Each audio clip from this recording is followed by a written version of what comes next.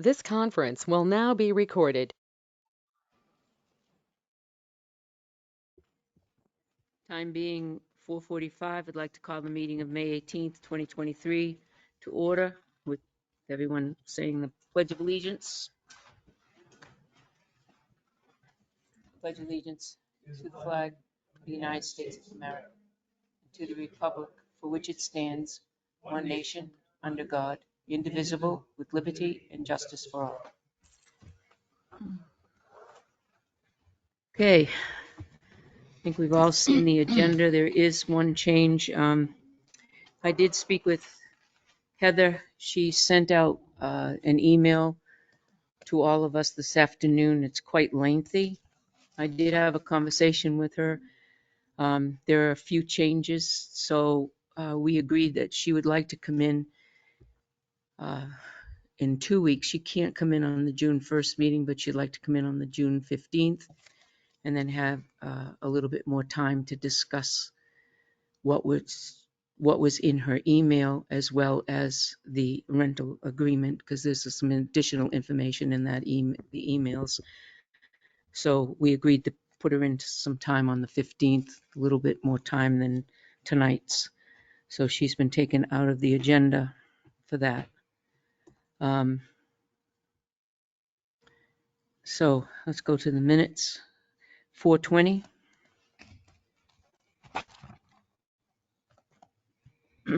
I do have one question.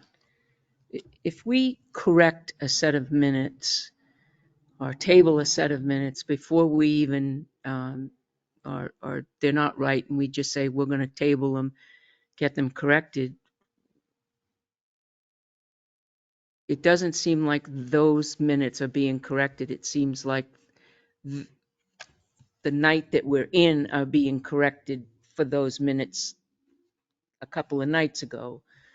I don't think, if we haven't voted on them and we haven't said anything to them, why aren't those minutes corrected being brought forward to us to vote on them?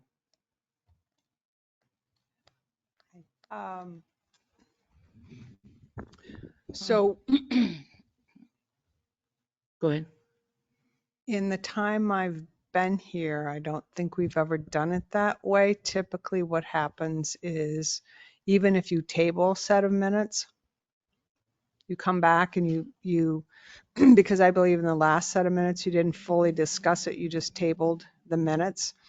My recollection is you table the minutes, you come back, you make the corrections, and then at the next meeting, it's reflected in the new set of minutes what the corrections were on the old set of minutes. Then we should probably reference the following set of minutes to reference that their minutes have been corrected. Okay. I don't see that we're saying that, because in 5 years from now, when somebody picks up the date May 18th, 2023, they're not going to see, they're just going to look at the minutes and see that they're minutes, but they're not going to see that June 1st meeting, they were corrected to say something entirely different. Go ahead, John. We discussed that about 2 years ago. Remember that? Yep. And we were going back and we started correcting the original minutes to reflect what they should be and then accepting them. So I don't know why we're going back this way again. I thought we were, but I couldn't remember, so not really sure. I'm just referencing it because if, someone a year from now, 2 years from now, 10 years from now, when they look at these are all part of history. We need to get them straight. If they look up a date and they want a certain date, we're not there to remind them to look at the date after, 2 days, 2 weeks after, 4 weeks after, when they finally get corrected. This is part of our history. And we usually make a motion to accept the minutes as corrected, and they should be corrected. Not, if there's an error in the minutes, It's we shouldn't leave reflected it. in the next set. And we discussed this 2 years ago, and we would go back to the previous minutes and correct them so that they do read correctly. I don't believe you Yeah. did. So so that the minutes that are the official record are correct. We could have a number wrong, an amount wrong, people's names wrong, different things that are incorrect. And if they're just left in there, they aren't the actual minutes of the meeting. Anyone else want to weigh in on it? No? I agree with you. 100%. I'm sure we voted on this and we discussed this before. Okay. All right. So where are we at with it? Unless somebody says something or does something, we're at no place with it. All right. April 20th, minutes.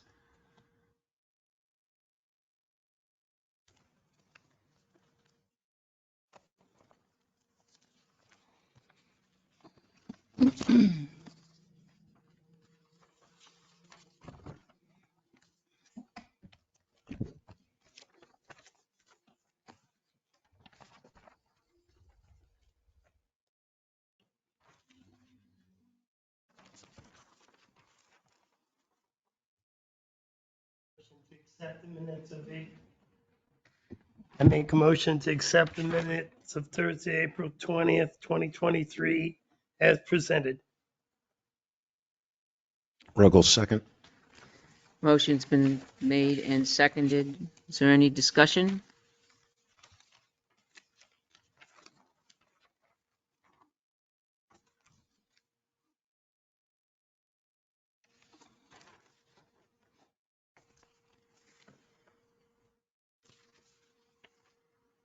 All those in favor? Aye. Aye. Opposed? Me. Nay. Okay. Motion passes. May 4th?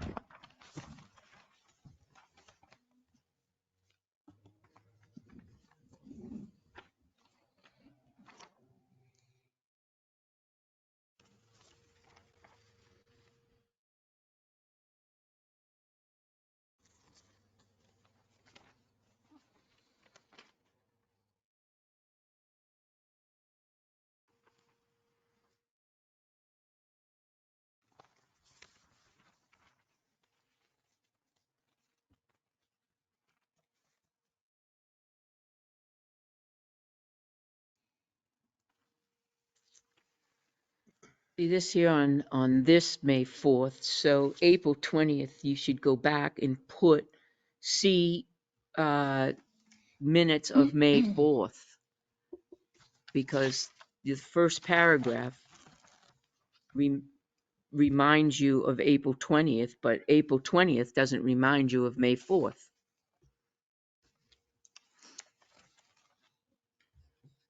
How could it? It didn't happen on April 20th. It happened on May 4th. No, it happened on April 20th. We're correcting it on May 4th.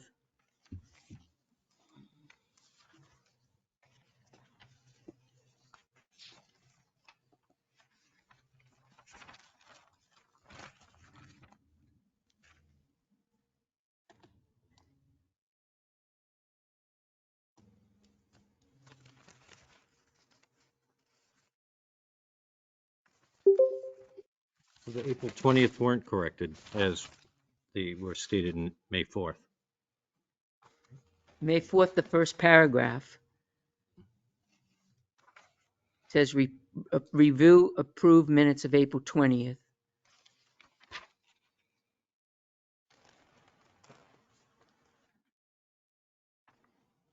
There was, these are moved, second by Constantino, but then we withdrew the motion, so it was not passed, but yet they refer to the corrections. So now that's part of this, but it wasn't approved. It says the motion was tabled. The motion was Right. to approve the minute. Right, but we are approving the corrections of April 20th. which aren't done in the copy of April 20th. Correct.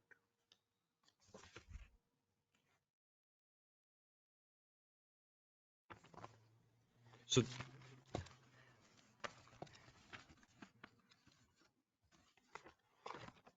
So the minutes are still on the table.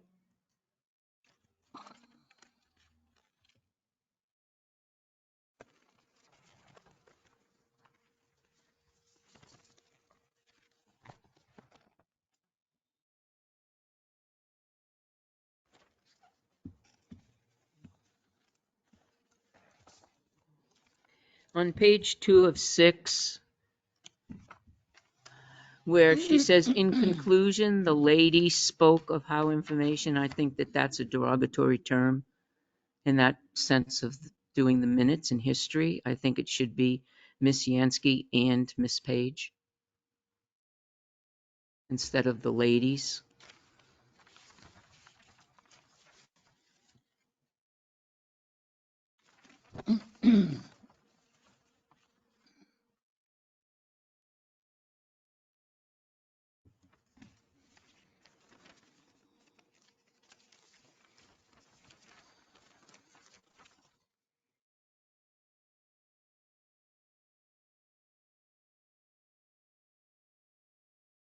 And I think that on page 2 of 6, where it says Selectman Dawson asked about Panula's fenced-in lot, Jeannie reported reaching out to him several times in the past years. Fine.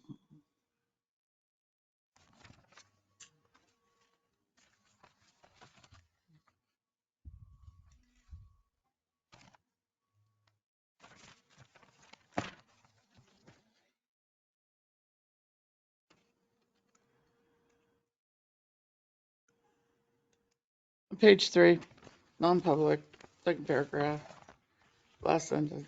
Again, Selectman Dawson added permanently. Well, I only asked once on May 4th, so I'm not sure what the again is referring to. And then the last paragraph on page 3,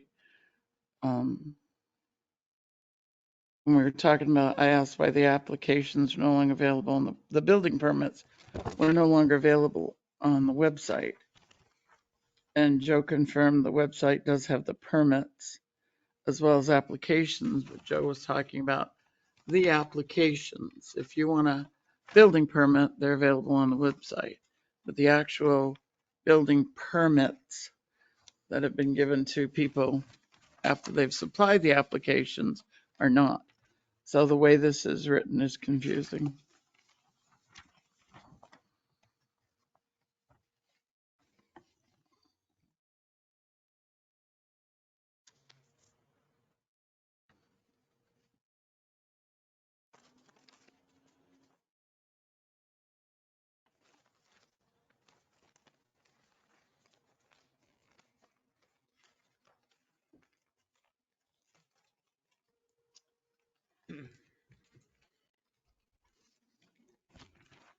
Is it by the road by prescription, PRE, Prescription, or it's not PER? PRE, I don't think so. Is it PER? I think Prescription. it's PRI. Prescription is what you get at It's the in the road book. pharmacy. I'm looking to see if it's up there, but I don't see it. But I don't think it's PRE. Yeah, it is. It is? It's prescription. Okay.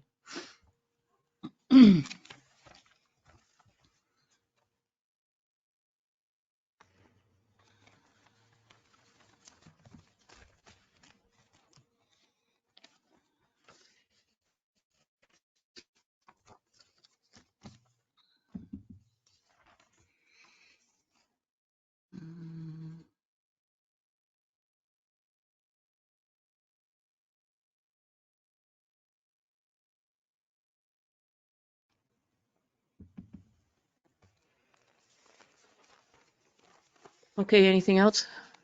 Make a motion to approve the minutes of May 4th, 2023 as corrected.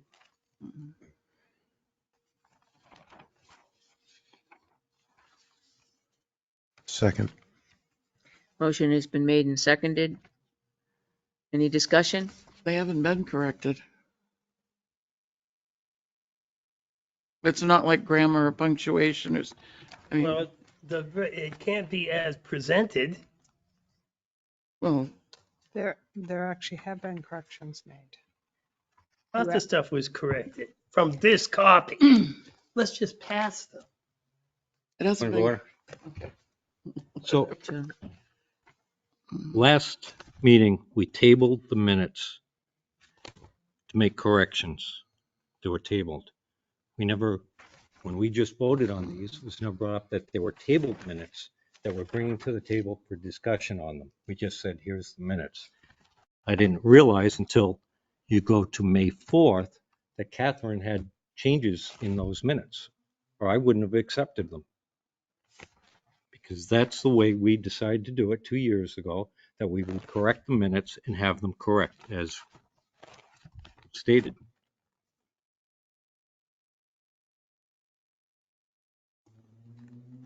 I will say at this point, there's a motion on the floor that has nothing to do with April 20th.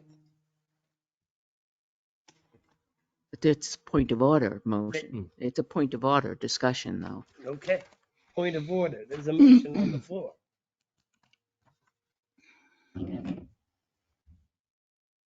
But John has a good point. How can we We can vote? address that after we get, How can we make a motion on a table? We haven't brought the tabled minutes to the floor. we brought these minutes to the floor. If you vote on these, then you're including that section there that's on the April 20th. And once again, you're not actually going and changing these minutes. It's- Okay. If minutes are incorrect and there's incorrect information in them, why should we be accepting them and writing I official withdraw record? my motion. And we shouldn't be tabling them Withdraw my and then second. bring them back up. Motion has been withdrawn, second has been withdrawn. Do we have a motion? Oh, sure.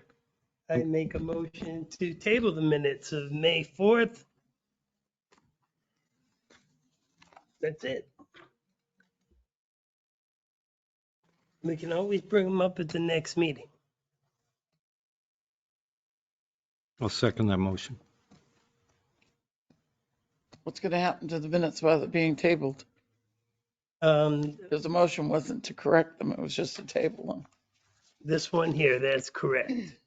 Well, Just We want, have to I just get wanted just clarification. want to get the April 20th minutes taken care of, so we can then take care of these minutes here from the 4th. So if you, all right, sake of discussion. So if you table the minutes of May 4th, then you're gonna, and you want to redo the discussion on April 20th, you're gonna reopen that April 20th motion? Yeah, it's on the table. Okay, there's a motion and a second to table the minutes of May 4th, 2023. Any discussion? All those in favor? Aye. Aye. Opposed? I Nay. declined to vote. Okay, one decline, one nay, three yeses. Motion passes. I'm going to make a motion to reconsider the accepting of the minutes of Thursday, April 20th, 2023. Second. Motion has been made to reconsider the minutes of April 20th, 2023. And it was seconded by Joe Jessamine. Any discussion?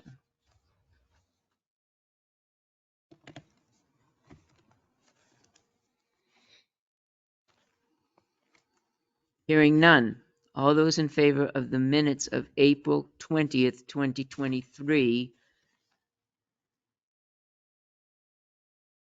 say aye. Aye. Aye. Oh, I'm sorry. I meant opposed. Withdraw. No.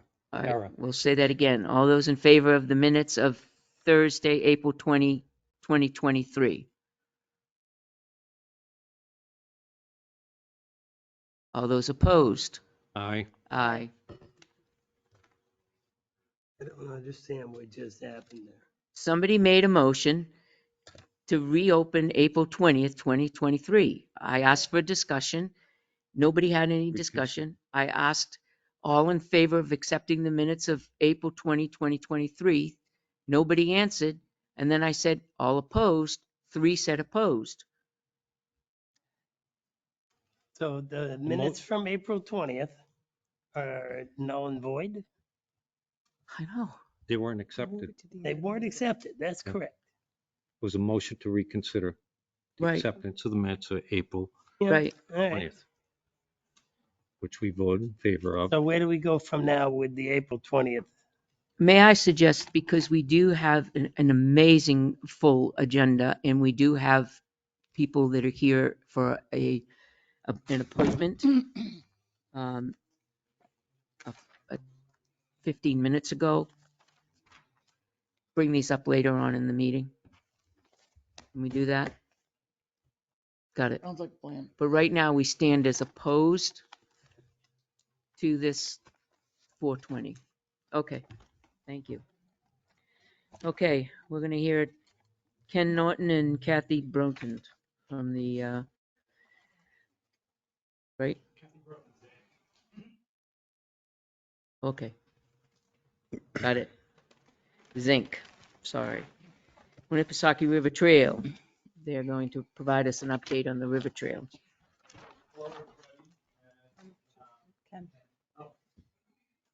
Hi, everyone. Ken Norton from East Main Street. And I'll just give a little background because we haven't been before you since before COVID. And maybe, well, I know you all know a lot about the trail. Maybe some folks watching don't know much about the trail. So we are a nonprofit, all volunteer group. We started in 1999. And we're representing 3 communities, Franklin, Tilton, and Northfield. And we're part of a regional alternative trail system, pedestrian trail system. And the section that we cover, the Winnipesaukee River Trail Association, covers Franklin, Tilton, and Northfield. And we've done phase 1, which was from downtown Franklin to Surratt Battery in Tilton. Phase 2, which goes from Surratt Battery through the downtown area on the sidewalks, and then it's Salmon Run Conservation Area to Route 140. And we hope to, in the future, do phase 3 or maybe 3 ABC to get us eventually to Silver Lake. And I'll say more about that in a minute. Because we're a regional trail, we do hope to, or we do on the west, connect with the northern line, which runs from Pennacook to Lebanon, and that goes through West Franklin. And to the east, we hope to connect with the Belmont Regional Trail group, which right now runs from near Agway and Mosquito Bridge to the Belmont Town Beach. And that connects with the WOW Trail, the Winnisquam, Opeechee Winnipesaukee Trail or something like that, which goes from Belmont Town Line to Lakeport. And they hope to eventually get to Weirs Beach, but they have some issues relative to that. We've been very fortunate to have a public-private partnership and with the different communities that we've been involved with, but also with private landowners. We have easements from 13 landowners on phase 1, and then also had worked to get the Blaze Memorial Recreation Area as a trailhead at Cross Mill Road in Northfield, and Trestleview Park in Franklin, and through the generous donation of the Grievier family and work with the National Park Service, who had helped us, as well as an LCHIP grant, Land Conservation Community Heritage Program. And had also worked with Northfield to have Surratt Battery become a recreation area after the Superfund cleanup, and that's our other trailhead. And then, as many of you remember, in Tilton, the Winnipesaukee River Trail Association signed a purchase and sales for the Ernie's used car land, and went through various iterations in doing due diligence relative to hazardous waste on that land. Worked with the town to eventually get a brownfield grant to clean up, and then the town conservation commission purchased that land, turned it into Salmon Run, and that's also our trailhead for us. That phase 2, Tilton was the municipal manager for that project, and we're certainly grateful for that. We were also the first rail with trail in the state where there's an active use rail that parallels the trail. So we're in the railroad corridor, hence the 5-foot chain link fence that the Department of Transportation required that we put up.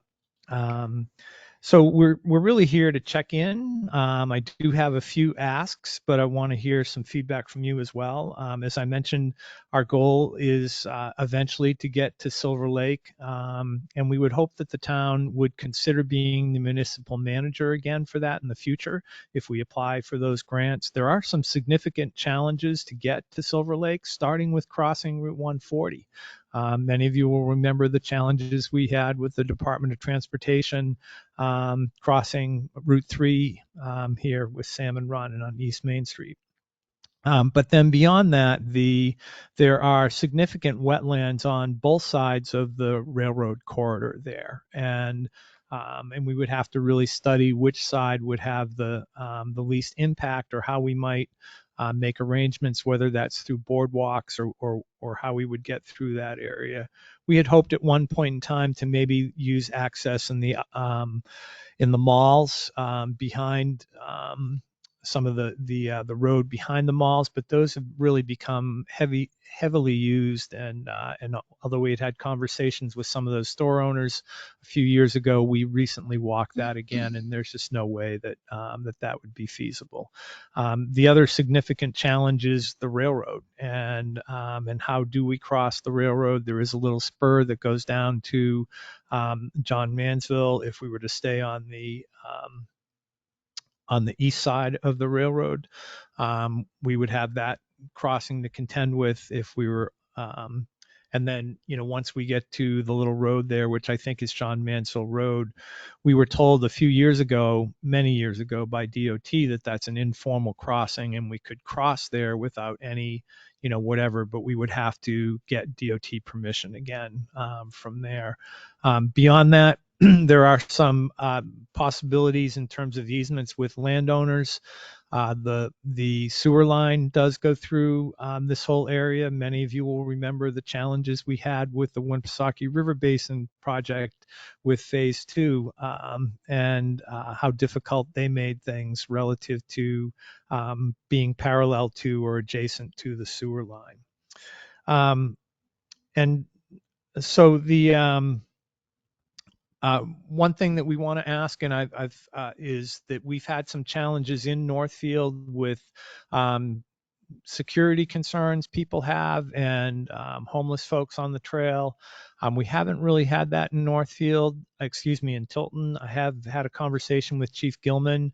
He's been down with some folks to the trail several times already this spring to check things out, and agrees that it'd be nice to have a good presence there. So we'd like to see that presence continue. Obviously, that was a lot easier when the police station was across the street from Salmon Run, and they could just walk over there or take bikes over there. And we would like to consider, we're looking into possibly using sidewalk stencils to help direct people while we do have signage to get from Surratt Battery to Salmon Run.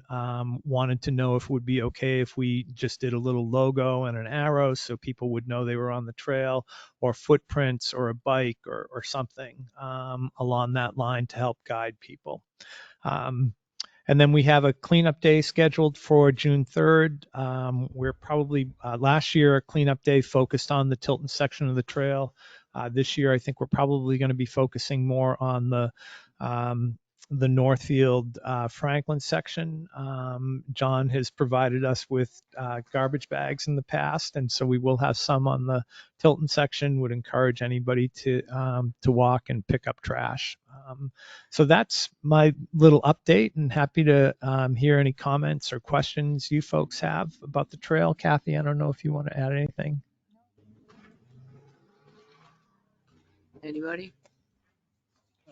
Just the stencil, you think of like, have you got an idea or a logo or something that you're going to do for that? Or So I ordered one kind of stupidly and got it, and it was a road stencil, and it was about 6 feet long, and it was just a bike with an arrow. So I have been looking at other ones, and we do have a little WRTA logo, or just a bike, or some trails just use walking feet, so people know that they're on the trail. But just something to have. There's a number of turns, particularly right out front here, and getting then down Elm Street to in front of the library and crossing over to get to Surratt Battery. I don't know about the rest of them. I'm in support of that. If, Mhm. I guess bring something in. Yep. Mhm. Bring something in, we'll look at it. Okay. Absolutely. I have to note that there's an added expense to the town of Tilton because of the trail, which is the police presence. And there have been encampments on the Tilton section down by the bridge and on the back side of, it's now New Car. People have lived in those woods. And to prevent that from taking place, the police have to patrol it. In fact, didn't we buy bicycles one year Yep, to do that with? we still have them, right? If we make it longer, that's more expense to the town of Tilton, because they will have to police that regularly to make it safe. Yep. Generally, the visibility of having people on the trail is enough to where there have been issues in the past to people don't want to be seen, and so when a trail becomes a public trail, that changes some of those characters from going down there. But homelessness is a significant issue for our communities right now, Yes, it and is. for all communities. And yes, it continues to be a concern. And my conversation with the chief, he was really great, because he said, that they want to have a presence, but they don't want to have an over presence, that recognize that having police on the trail will make people feel comfortable, and knowing that it's patrolled. But on the other hand, having police on the trail can make people wonder if they should be fearful, or is there something wrong? Why are the police here? So finding that right balance, I think, is really important too. Well, that's why my next comment is, would there be people from your organization that would regularly patrol the trail and then report back to the police if they find a presence or an issue? Yeah, I mean, we're certainly doing that. I mean, that's how we've dealt with some of the issues in Northfield, is that that we folks either from the trail or friends of friends, we hear when there's an issue on the trail, and then we deal with police and or the landowners there to make them aware, or to represent their concerns relative to what's happening on the trail. So there is a pretty strong presence of folks on the trail, from the Trail Association and or other people that know us and get in contact with us if they have concerns. But a preventative presence, not just when there's concerns, when something's happened, but to prevent it from happening. If there was a regular patrol or presence that coordinated with the PDs in those communities, worked with them and reported with them, that might help and alleviate the expenses of the towns that the trails travel through. So it's a good suggestion. I'll bring it up for sure. Anyone else? That's it. Great. Appreciate it. Thank you Yeah, all. as always. Thank you for coming in. Yeah.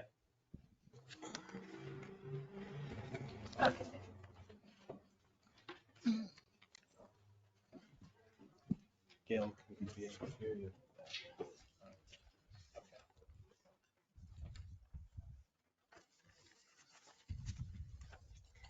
Okay.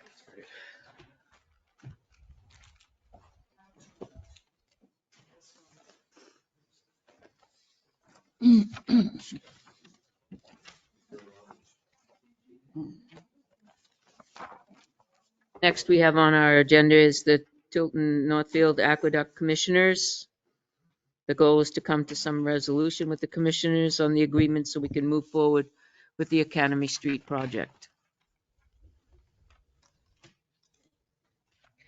In your pamphlets, you have in the back, you have the town's version and the water company's version. They're in the green tab.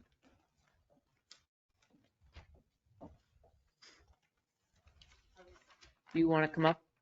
You want to come up front with us, or do you want to stay there? What do you can move the chairs up. Yeah, that's fine. As long as you use the microphone, we're fine.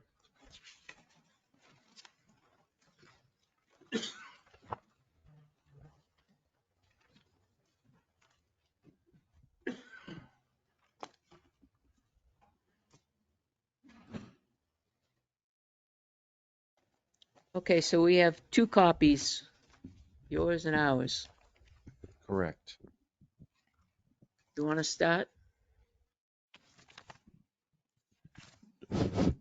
Do I want to start? Sure, go ahead. Not really. Okay. It's your meeting. Go for it. Do you Go ahead, want me Jeannie. to- Go ahead. So we've been, as you know, we've been going back and forth on the agreement to try to find some kind of solution so we could move forward and fix Academy Street. The last time you met with the selectmen, you had agreed, you went through the contract, agreed with some things. We sent to our attorney, he made the changes. That went to all of you for review. And when it came back, the copy that came back to us, which in your document has TNAC at the top, it was a little confusing. So I think the board thought it might just be better to have you come in, go through the contract and see where you're at. Does that make sense? Sure. This is, unfortunately, this is the first time I'm seeing both copies together. So I'm just kind of, Yeah, Putting them together. I did send it to, I think it was Charlene who responded. So, okay. It's our legal counsel, I think, that's been sort of spearheading the whole thing. Is that correct, John? Yeah. So if you folks have any questions or concerns about, I guess we submitted we submitted the latest proposal. we sent back, so you met with the board, made the changes. Our attorney then incorporated those changes and we sent it back to you for approval. And what came back was what you see with the red line. So, I don't know, if it's better to start with what the document that was sent back to you, because the one that came back to us with all the red line Mhm. doesn't make sense. Tim, feel free to weigh in because you Some looked of at it's it as well. redundant, some of Yeah. some of it copies what we had already agreed on. It looks to be that way. Yeah. Right, and Yeah. it just overshadows what, what we did. Like on the first page, just something very simple on the first page, in the first paragraph, second to the last line, with a mailing and physical address. They crossed out mailing and put physical back again. So, I think that's a typo or just a Well, mistake. but it continues like that throughout the document. Okay. And that's what we're confused about, because where we had already crossed out with you folks and put in language, it crossed it out and kind of put the same language in it. Most of the places.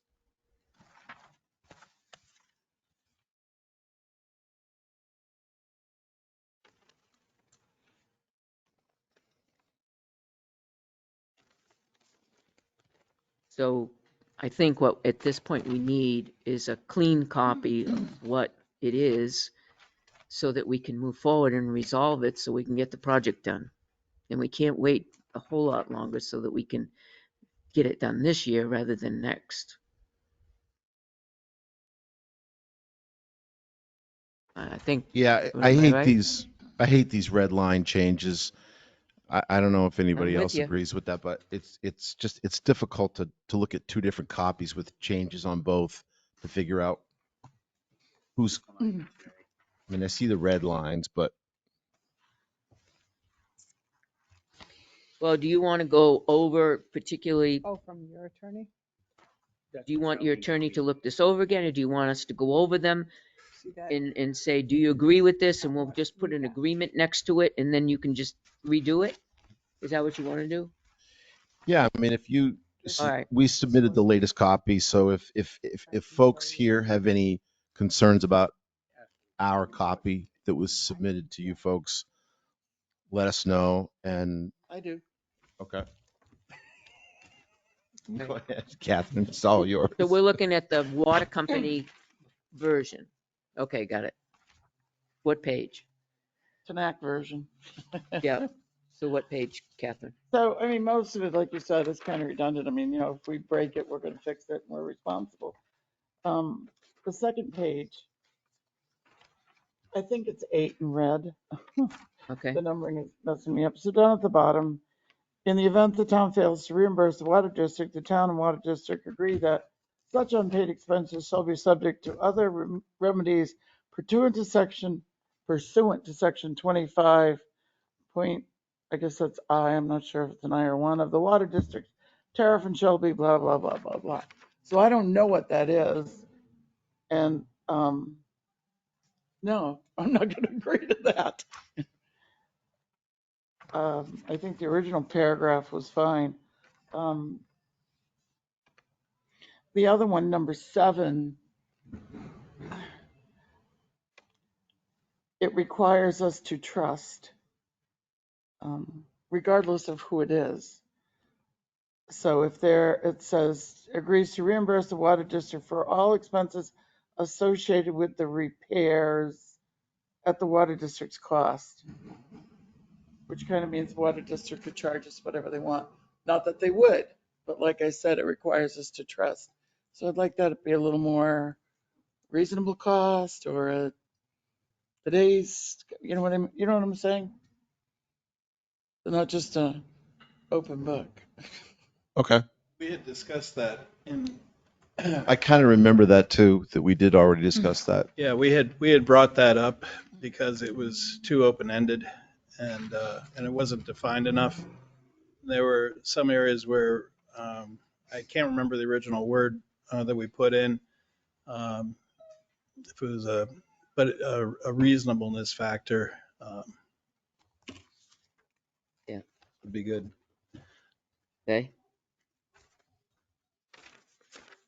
I assume that why that's in there is that it was simply just whatever it was going to cost the water district to do the work itself. Correct, John? So it's not.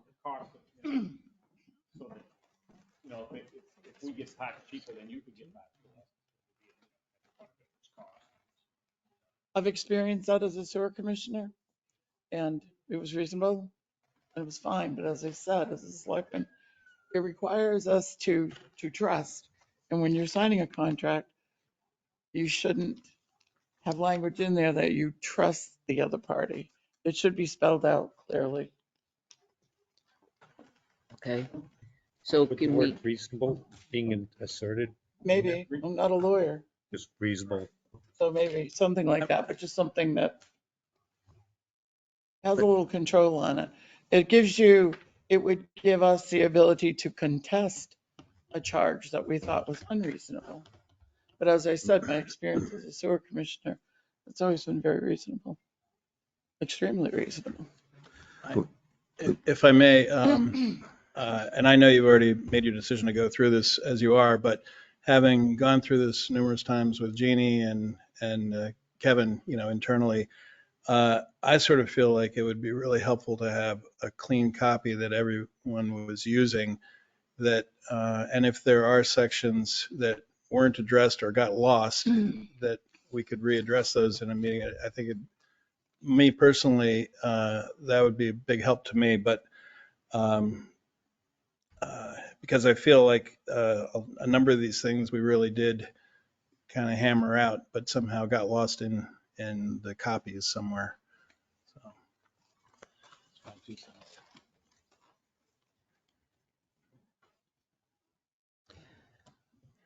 When this came back from your attorney, there was numerous changes that we didn't agree to at the meeting originally. That's why it went back to our attorney. We'd all agreed that from the 3 year to the 1 year was agreed. Yep. The $50,000 bond is no longer. Yeah. All right. Can you hear me now? All right. Yep. So the 3 year went to a 1 year. The $50,000 bond was deleted. Right. And that's kind of what I think when we all left the meeting that day, that's kind of where we were at. Everything else, there wasn't no changes that we were aware of at that time. Did anybody else recall any? Right. No. Mhm. And then when it came back from your attorney, there was a bunch of different languages in there that, so then it went back to our attorney. And most of the language that your attorney did send us, we left in here, because it was at, if basically I think one of them was if it was, at the fault of the town or the fault of the water district, we agreed with that. I mean, that language made sense to us.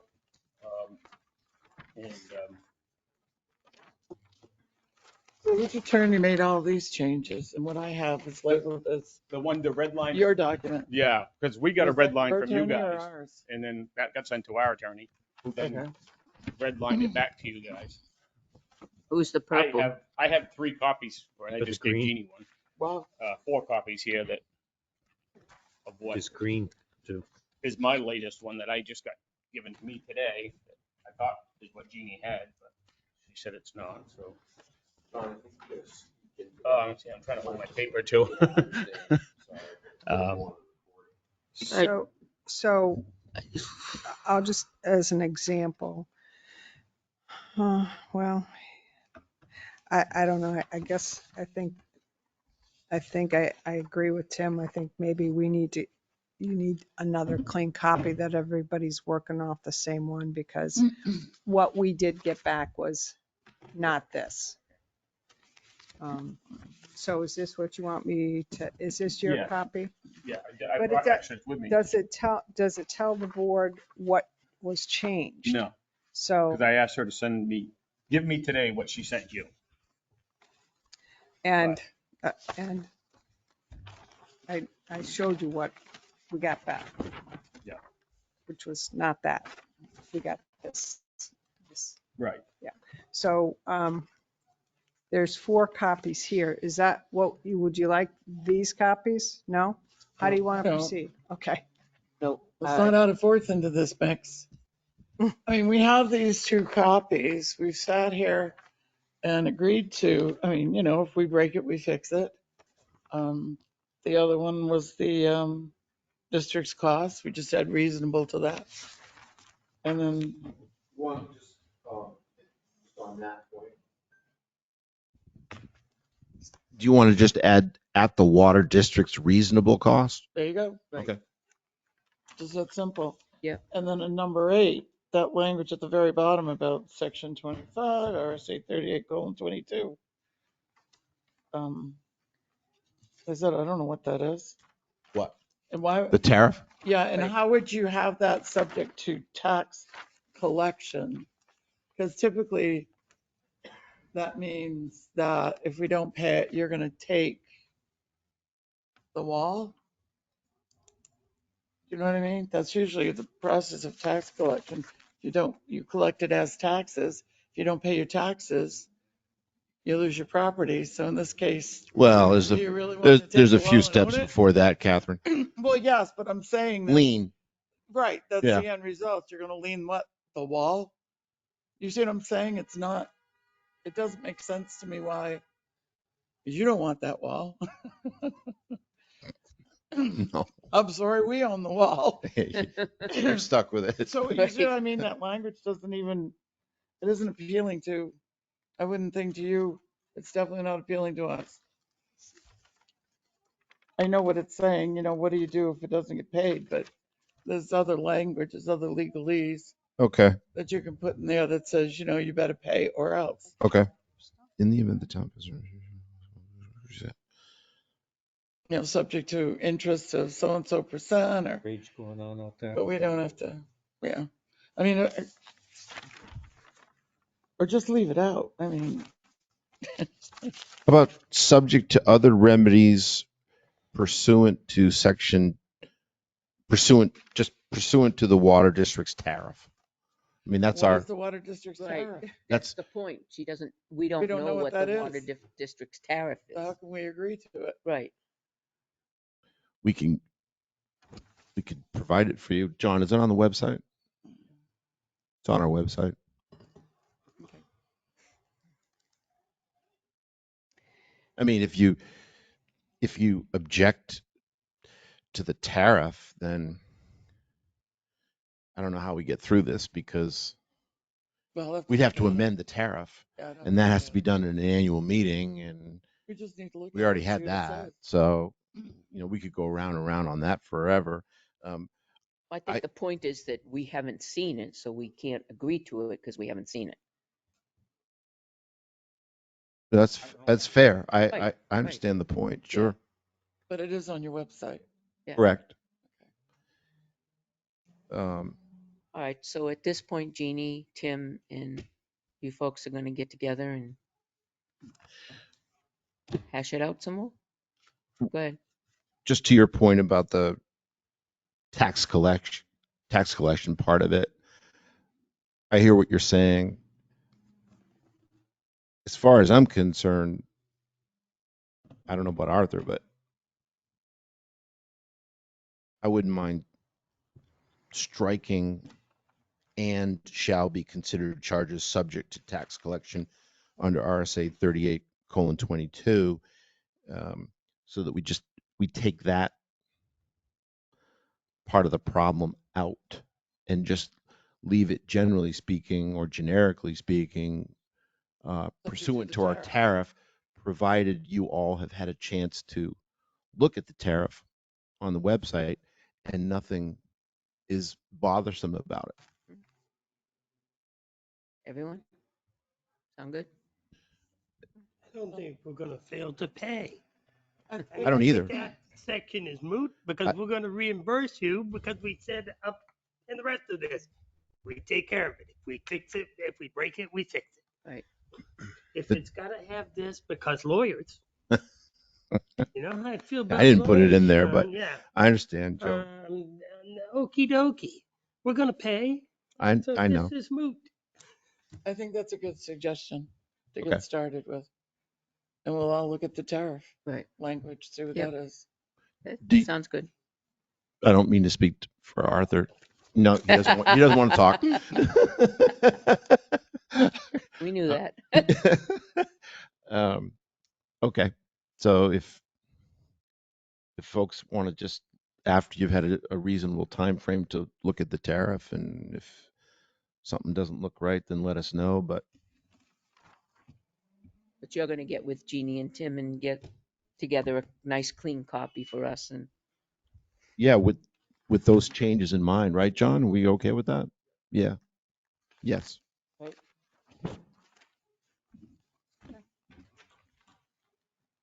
Sound good? Sounds Sound good. like a plan, everyone? Sounds good. Tim's going to be involved in that, right? Yes. Oh, sorry. One question I have, originally, this all started with me making a phone call because the wall was falling down in our driveway. And then the water district did a land survey to find out exactly where all the boundaries were. in doing so, we found that a portion of that wall belonged to us. And at the time, it was stated that if we paid the materials, that would be all incorporated into one wall, because drainage, I think, needs to be incorporated behind that wall or underneath the walls, to alleviate any runoff that's coming into our yard. I mean, that's why this is all happening to begin with, because the way the road is sloped, all the water comes to us. So that wall's, failing because of that, basically, and all the critters that probably live in there too. But so my question, I guess, is that portion still getting included or not in this project? Or do we got to hire somebody else to do our portion? And then the question after that, if we are to do our own portion, how do you tie your drainage in for that wall?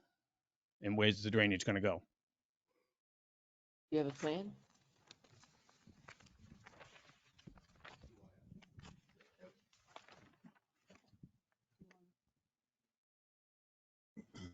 I would think that it'd be in the best interest of the town. Run the drainage through the entire wall. Right. I think that was the discussion in the beginning. One project. Sure.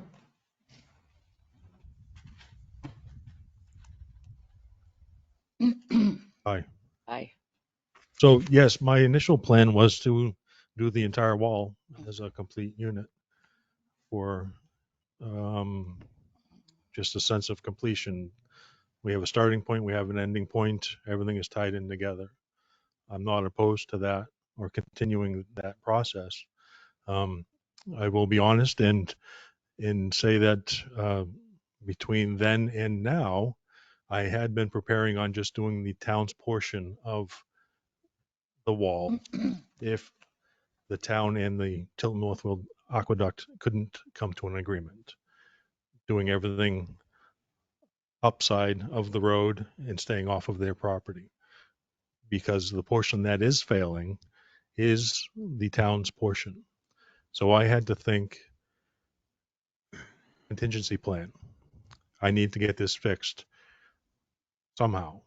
I am in favor of doing the wall as a complete unit and continuing that, purchase the materials and we do it all at once. That would be great. That way there's no question of tying in drainage. There's no question of integrity or they start a project and we have to match their project because we're looking at straight lines, or vice versa. We start a project and now they've got to tie into our wall.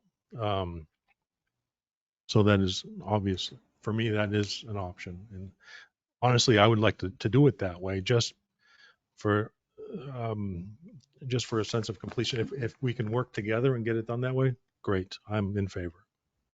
So what are we looking to do that all together? Mhm. What are we looking for a time frame to get this settled here, resolved? I'd like to have an answer by July so that I could order materials. Wrong Have a answer. You machine. should have said May 1st. But go ahead. I don't think we're far away from an agreement. No, I don't That No, know. language but- about their wall, our wall, is So- in the aqueduct document on the first page. Mhm. So July 1st, July, Not real clear, but it's there. if I know by July that this is a go, then I can place an order for materials, coordinate a block of time for my crew to do the work, and we can, with a lot of confidence, get it done by frost or by the time we have to start plowing. Those are my thoughts on it. Okay. All right. Sounds like a plan. We got a couple weeks to get us back an answer so that we can start planning and he can start ordering. But that, to your answer, John, it's still in the works. Here, We're all here, here. John, Sorry. right here. Oh, sorry. Since we're all here, it's much easier, I think, when we're all here. And Kevin, it's questions for you, I guess, is where our wall is, if you look as a straight line, our wall goes down and then your wall would go in and like this. Is that how you would propose to, build it? Yeah. Okay.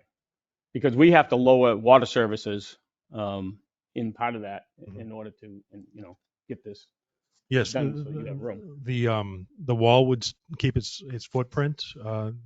That information is important when I order the retaining wall, because all those interlocking pieces have to be ordered correctly, so that we're not trying to put a puzzle together or trying to fabricate something on site.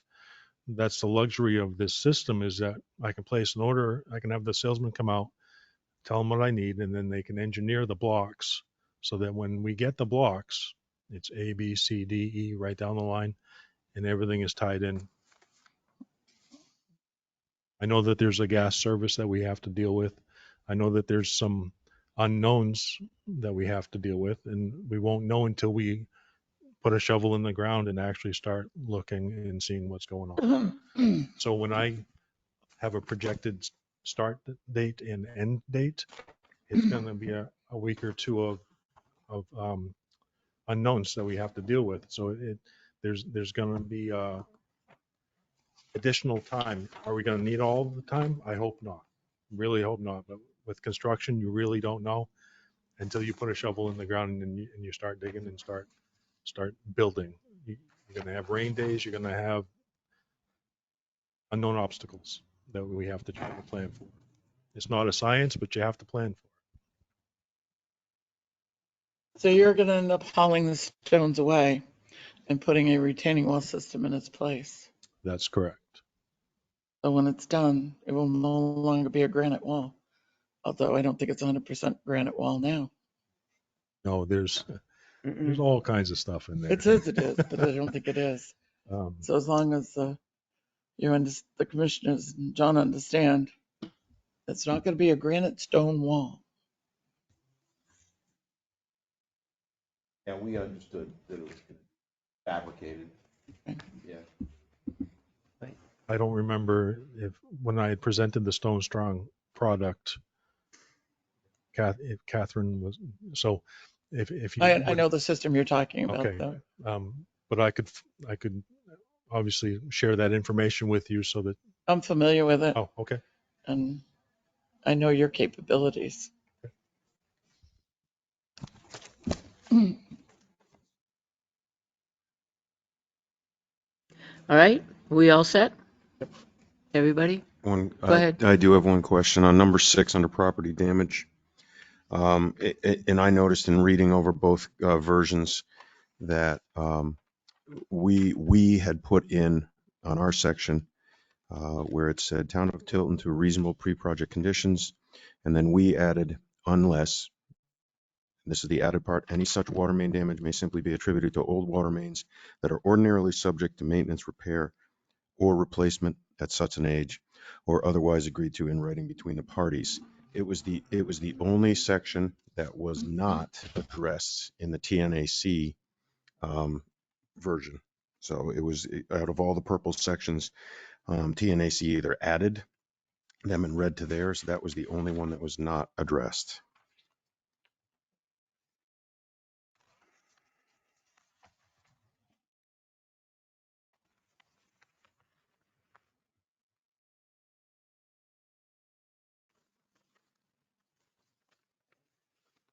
So that's what's in purple then? It's in purple on our version. Yep. It was the only one that I noticed that was not addressed in your version. The things that were that we had added, the purple stuff that was added in our version.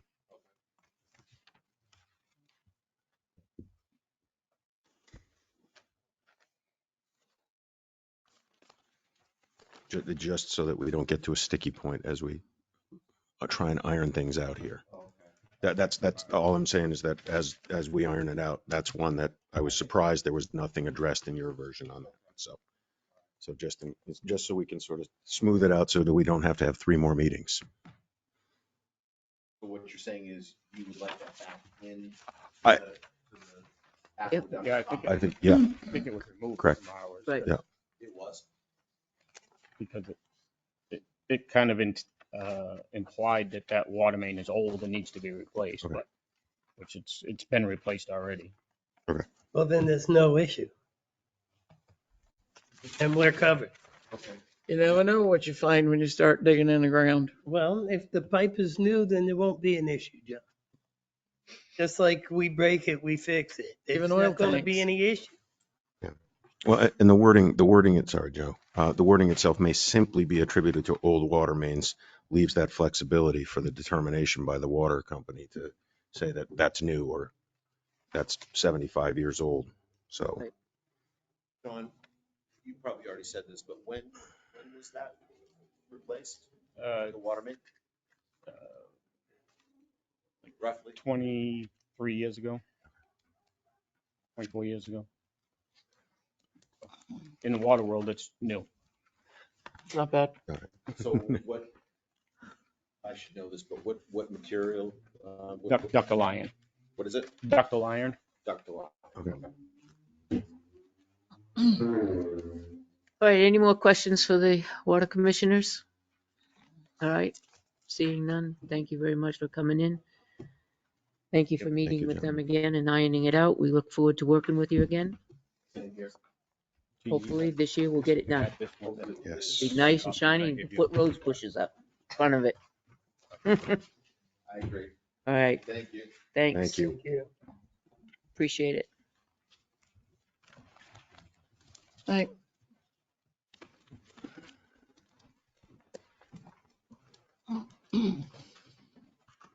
Okay, the time being 5:51.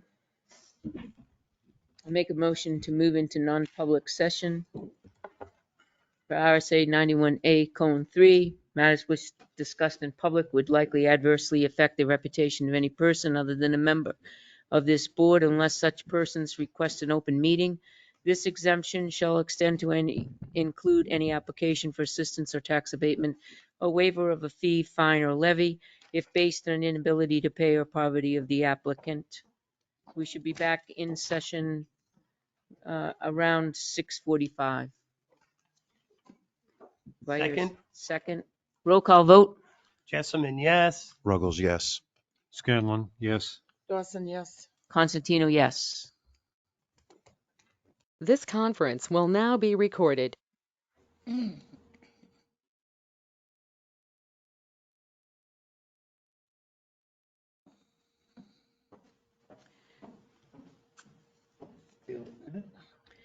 I'd like to make a motion to seal the minutes of the May 18th, 2023 non-public because disclosure would adversely affect the reputation of a person other than a member of the board permanently. Jessamine, second. Sorry, Catherine, I should have let you second. Permanently. All those in favor? Aye. Aye. You have to remember the other alternative is until the matter is resolved. Right. Then they automatically are released. We don't have to release them. And there is I like no, the Attorney General's. Oh, wording. good, good, good. So I'll talk. I'm I'll talk. So I just waiting wanted, I on wanted that. to. My other thing is, Old Home Days, the last Saturday in June, and it's coming. I want to thank the children. It's okay, Tim. So, yeah, we'll negotiate my contract at a later date. So my mouse work is exquisite. So.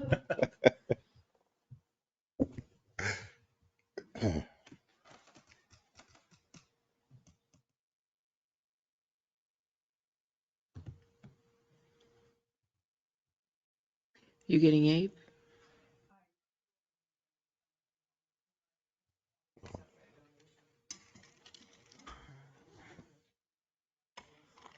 All right.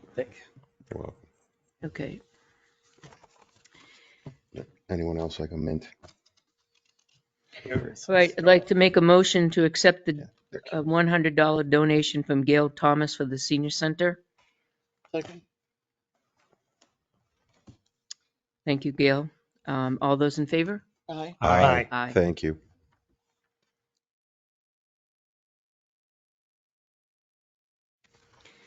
Okay.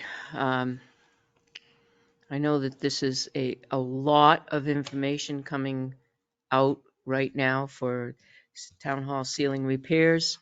I'm going to ask the board, please allow Jeannie and Tim and are you going to present any?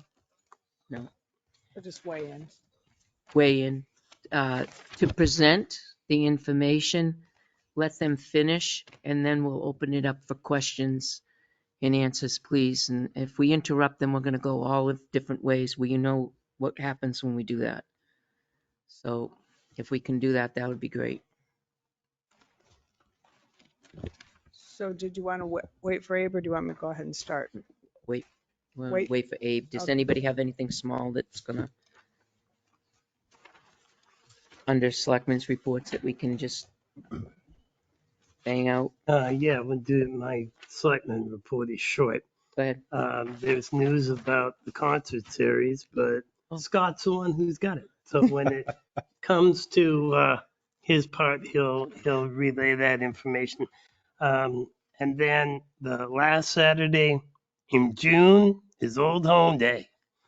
To be held at the fairgrounds, parade grounds. I'm not sure exactly what you call it, off Park Street in Northfield, in that big old field where we had it last year. Oh, the athletic field. There you go. Yeah, we had it there last year as well. And I'll see you there. Bayside. Okay, guess it's time to go buy some candy, huh? Mm-hmm. The parade's still gonna be the same route? Mm-hmm. Okay. I can give Anybody my, else I can short? give my update Okay, right now. go ahead. So as Joe alluded to, I received notice today, just because this Tilton School likes to have me there as a presence to help out. But Titus has been in touch with the school. The contract is being drawn up. The insurance is being set so that we can have the concerts back at Tilton School again this year. So I just got that news this morning, and they said it was okay to let everyone know that Titus has been in contact with them, and then I'll be the site help for Titus as I was last year. So so there's that news about the concerts, and that was all I had for this evening. Okay, Should we put a little blurb on the website just as concert series will take happen. place this summer? Mhm. I think website, social media. Yep. Yes. That's good. John, you got something short? Um, Oh, it's long. no, I've just did some mowing. Welcome to Tilton sign. I took care of that. Picked up a lot of trash. I've just noticed a lot of trash around, and in particular, it was brought up at the Conservation Commission meeting that was reported that behind AutoServe, the whole banking is covered with the trash that blew out of their dumpster into the woods and down to the trail. And it's pretty bad. From what I did not see it, I have pictures that were sent to me. I can forward them over to everybody. I spoke to New Car. Yeah.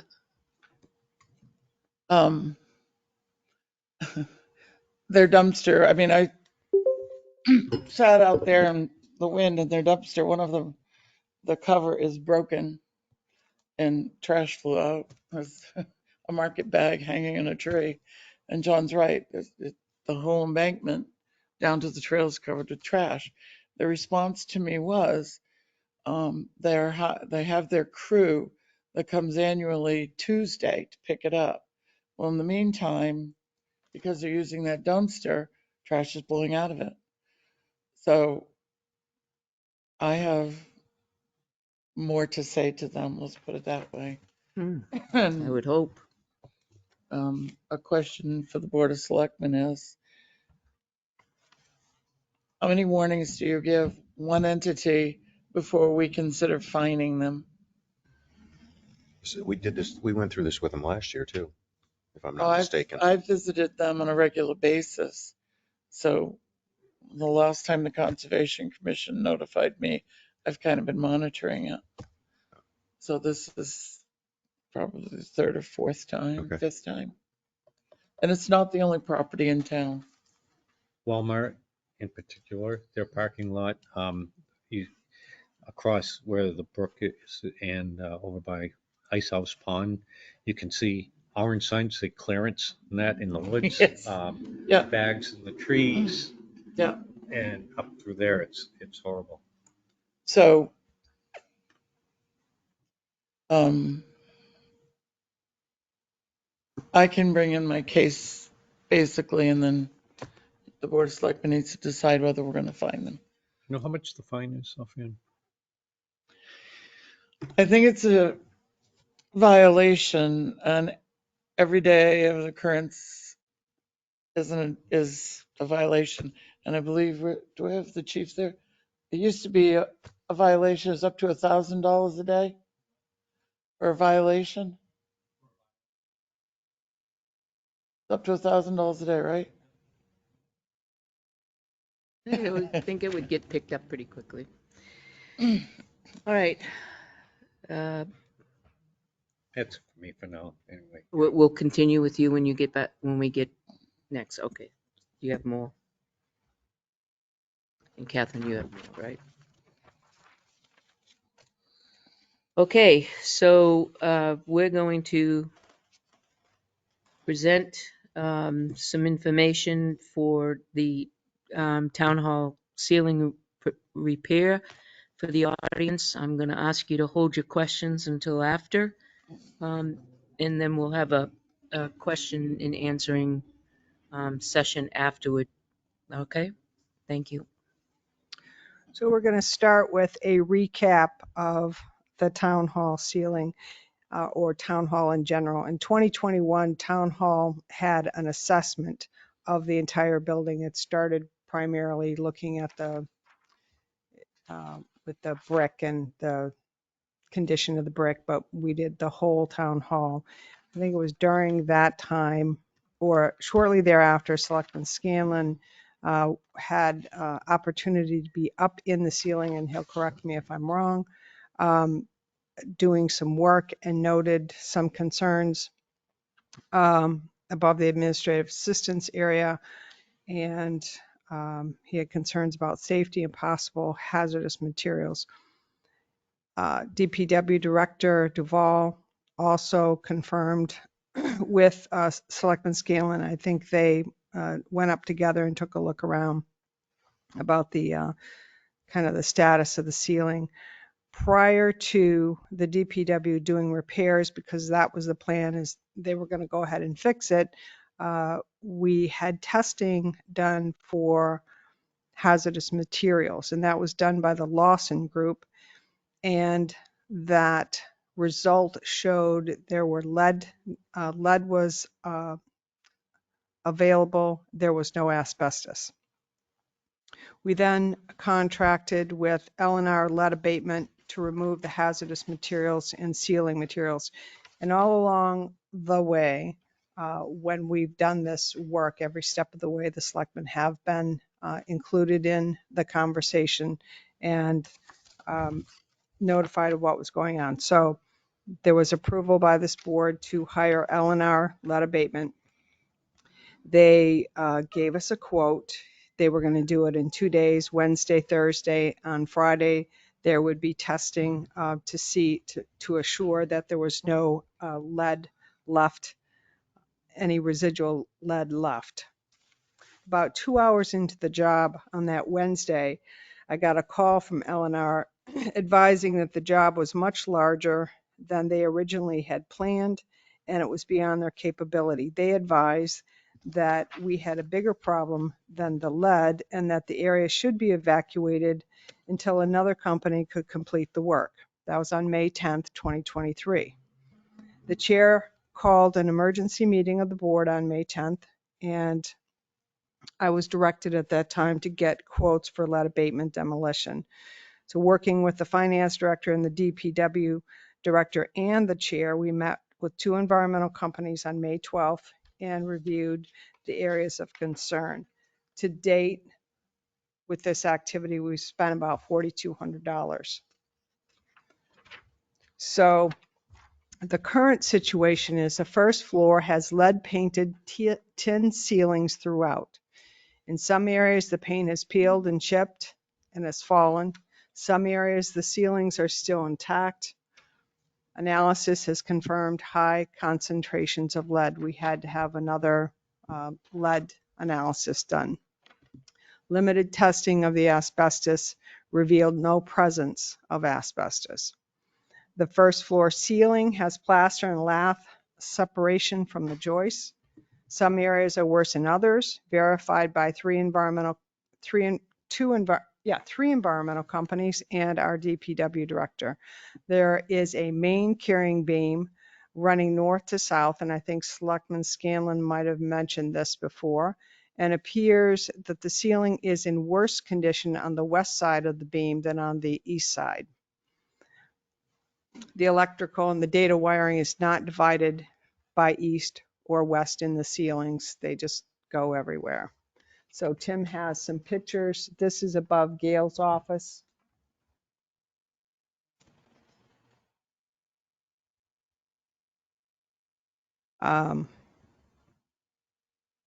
So we did get 2 quotes. You have those in your binders, one from EnviroVantage and one from Alpine Environmental. The first option, as we discussed with the environmental companies, the first option is do the whole first floor. The estimated completion would be 3 weeks. This is the least amount of time to do the work. Building power would need to be off, requiring the town to provide temporary power panel for the work. The equipment and the furniture would need to be moved and stored off-site, except for the large safes. We'd require either one very large dumpster or 2 smaller dumpsters into the School Street parking spaces for the C&D waste. Right outside here on the sidewalk. Yes. Option 2 is a partial first floor west of the steel beam. It would take more time to do the work. The building power would still need to be off.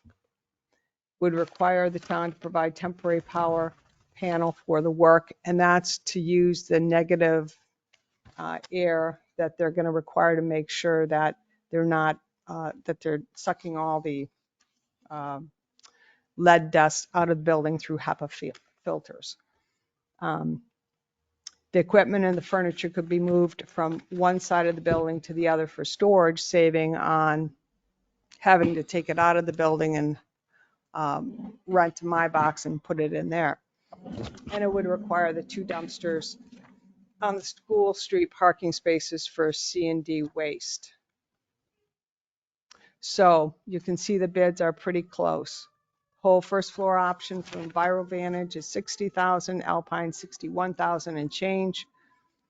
Partial first floor option, EnviroVantage $39,000. Alpine did not bid it. They believed that it would be difficult to, because the beam that's running, the town clerk tax collector's office, they don't have a solid wall up, so they would be going into the east side space, and there's so little on that side of the building that they didn't feel like it was cost effective to bid, so they didn't provide that second bid. Other costs and considerations I mentioned earlier. Now, we haven't gotten bids on this, but from the PD move in 2021, we spent a little over $4,000 over 2 days moving. Storage would be my box. Rental quotes were $250 a month for 20 by 88 foot units, plus the delivery and pickup. We estimate about 2 months. IT costs include the disconnect, move, reconnect all servers, firewall, and all network gear. And what do we come up for a total on that? So the total estimated costs, if you were to pick the low bidder of $60,000, roughly $4,000 for moving, because we're moving less square footage here than what we moved from the old PD to the new PD. The storage costs, IT move costs, and then an estimate of the temporary electrical connection that either of the firms would require to do the work, and having the main power off to the building. so just under $70,000.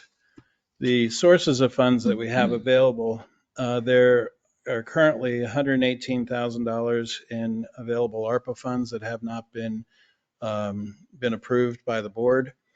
There are two items that have been already approved by the board, one of which is the crosswalk. Some money has been spent on that already, but there's some discussion that we might be able to find grant for the remainder of that.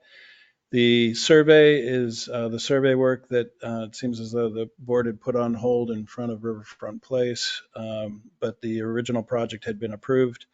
So if you add those plus the remainder of the town hall maintenance and repairs, the full amount of the new capital reserve fund for infrastructure, and then budget transfers from within the current budget that would not impact our ability to operate through the rest of the year, you have a total of about $300,000. Now, I'm not suggesting that you have to use all that, but those are the components that that could be available should you choose to change your positions on the sidewalk, the crosswalk, and the survey. The obviously, once all this work is done, there's time for future, discuss what the future options are.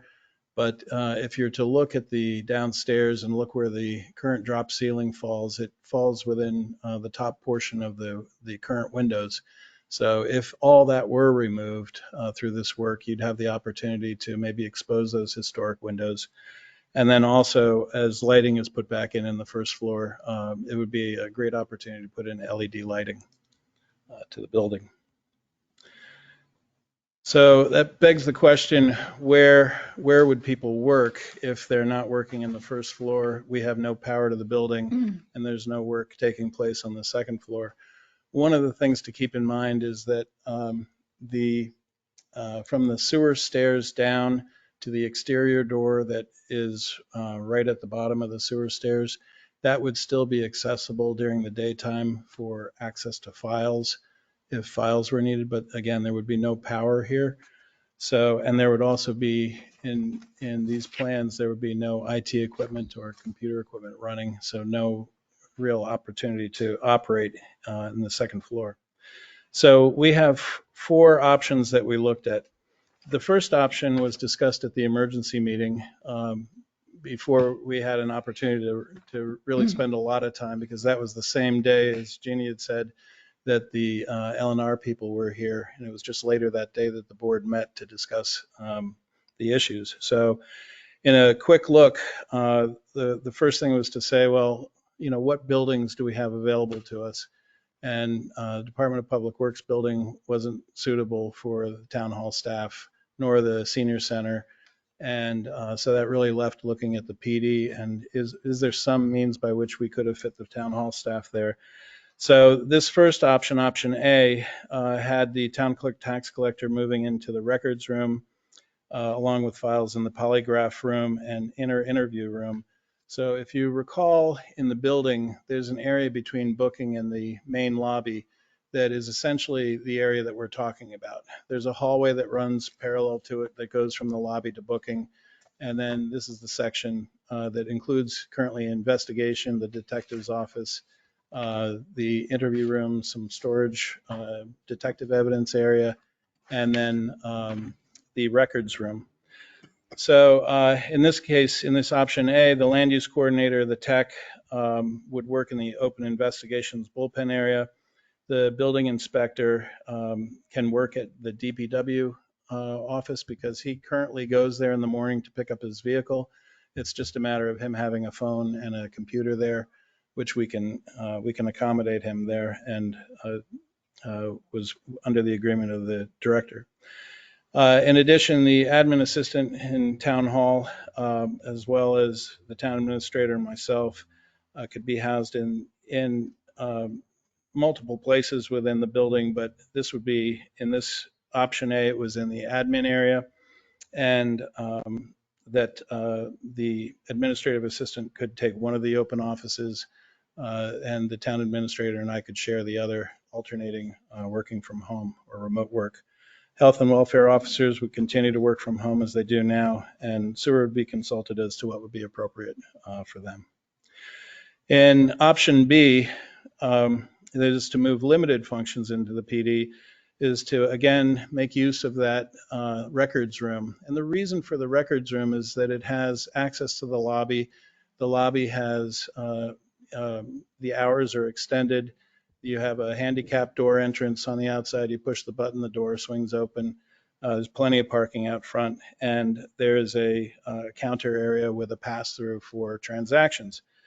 So in this event, in option B, for a town clerk tax collector to move there and then have the polygraph room and inner interview room, both of which are not utilized on a daily basis, let's say, would give them enough space to operate out of that area.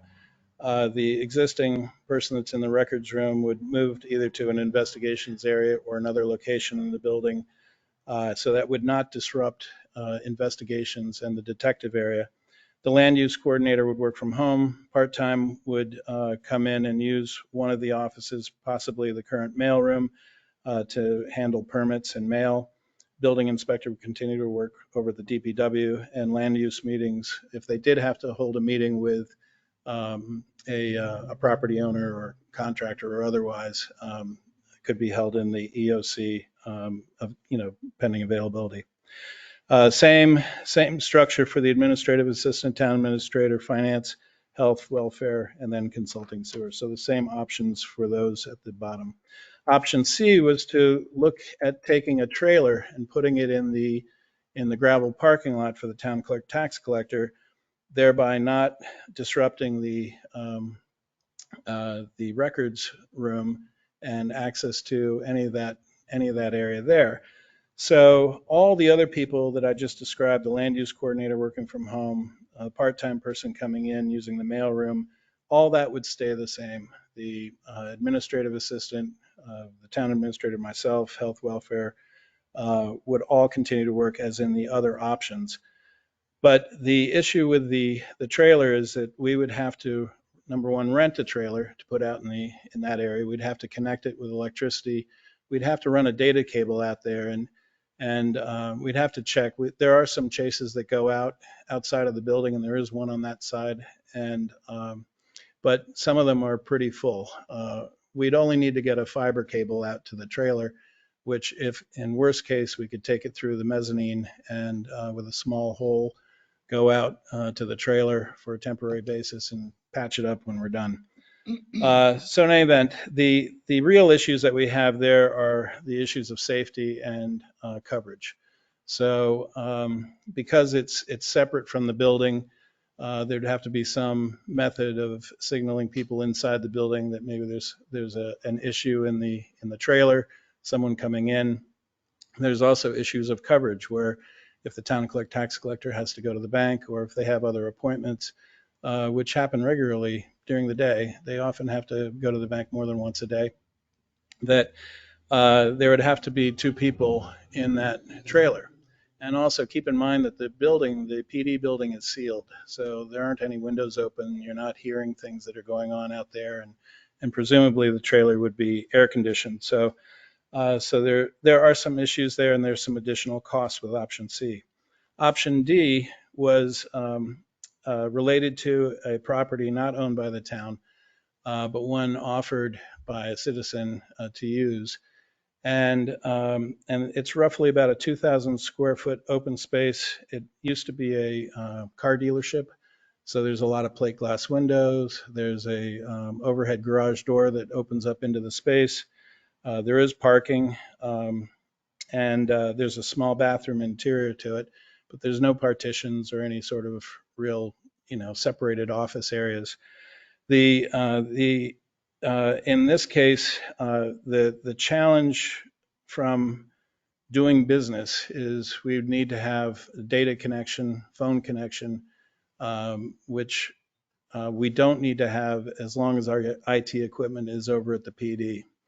So, which I'm going to go into in a little bit, but so there are some time frame issues here. There's some cost issues, And then there's also still security and coverage issues. But essentially, people that would operate and use the Avatar software would have to work out of there. And we have our servers in pairs today.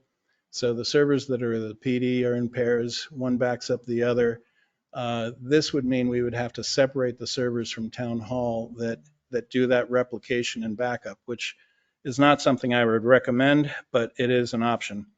And you see the same issues go for the administrative assistant, town administrator, myself, health, welfare. The differences would be that the land use coordinator, part-time land use tech, and building inspector could possibly work in that space as well. So the considerations for me, and one of the biggest considerations of all is when we move our equipment out of here and plug it in the IT room at the PD, everything is plug and play for us. So where we put the town clerk tax collector's counter system connected to the Department of Safety, there's no reconfiguration with the Department of Safety. We are essentially taking it off of a long extension cord and plugging it in at the source. So we don't have to do any configuration for them. We don't have to change any of the parameters or changes that are required by the state, because we're just shortening our connection, if you will. As far as they're concerned, there's no difference from how we're operating today. All the phones that currently are in the town hall, they're all 100 extension phones. You can plug them into any phone extension port in the PD, and they will generate as their 100 extension phones. So there's no configuration required for those. And then to keep the CJIS compliance, or Criminal Justice Information System compliance, of having separate networks, all the areas, depending upon how many data ports we're going to use for town hall equipment, any of those things that are used for town hall would be repatched in the IT room so that only those town hall computers would access town hall servers, and only the PD computers would access PD servers. So there would be no crossover whatsoever. And as I mentioned, option D would require the reconnection to the state. It would require getting suitable connectivity there. If you recall, before the days of fiber, we often had issues of connectivity, things going down. We're going to be going into the summer months, with storms and so on and so forth. Those can be issues. Plus, we have a generator at the PD that would be backing up our equipment. And as I mentioned, the departments would have access during the daylight hours to any files that are stored up on the second floor here. So Jeannie and I went through, looked at all these, the options, and our recommendations were to go with the abatement of the entire first floor and going with EnviroVantage. And then also going with option B, which we saw as the least disruption to the PD, meaning that it would just be the records room and the polygraph and inner room that would be affected. And it's the quickest way to get back up and running for the town clerk tax collector, and it's the safest for them, and it provides no issues of coverage. So, and just as I leave you with this, I just sort of bring up some things that I know that we've done in the past that we sort of look back and think, gee, I wish we had done that way back when. But one example is for the DPW, we had an opportunity, I guess, in the very beginning to hook it up to sewer for a certain amount of money, which was deemed too expensive at the time. And I seem to remember $30,000 being bantered around.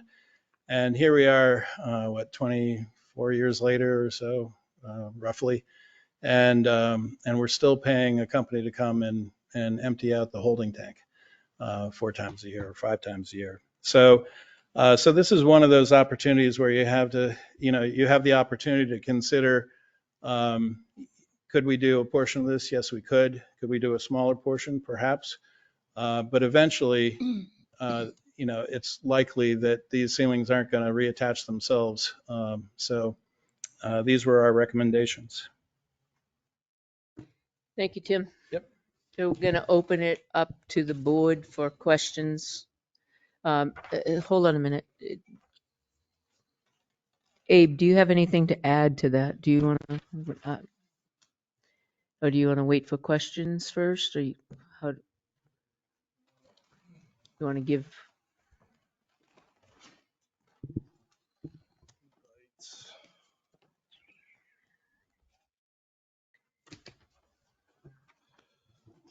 All right. So, I mean, I don't have the option B in front of me. I don't have any of the plans of what we've kind of talked about it. So I don't remember exactly which one they're kind of proposing.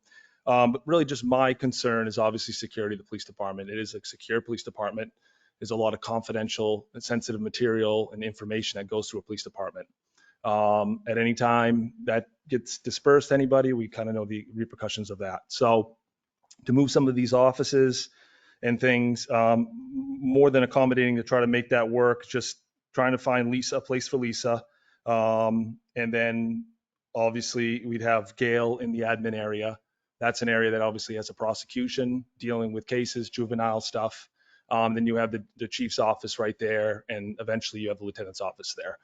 That's a wing that you obviously have patrol up and down. You have the records room across the way. I know they said part-time would be work. Some people would be working from home. I know one was Janice. They talked about putting in the records office, the records room. That's, to have anything in the file room is not an option. Okay. There's juvenile records in there. There's files in there that are not locked all the time, because obviously we're sworn personnel. We're police officers. We go in and out of that room. We get those things. Up front with Lisa being out of that office, she uses that office the same way as anybody else would use that office. She is there for records. She uses it to pass information under that, so make sure she's secure and she's safe being on the other side of the window, just like anybody else would use that. The problem I have with town personnel, just with that window being so close, is when people come in, it's a safe place to come in to report a crime, to report maybe sexual assault, any kind of incident that's going on. That information is now public to whoever else can listen in earshot. If somebody's there to register their vehicle, somebody's there to pay a water bill, and they're talking to that other window, you're obviously giving that information to dispatch, and they can hear everything. I don't think that takes away from the whole security and the safe of a police department. So I have a problem, obviously an issue with trying to figure that out. I mean, can we get around that with, obviously officers would come down, bring them into the EOC or bring them into the common area outside of the EOC? That's fine if we don't have a training that's going on, or if other people walking throughout the police department.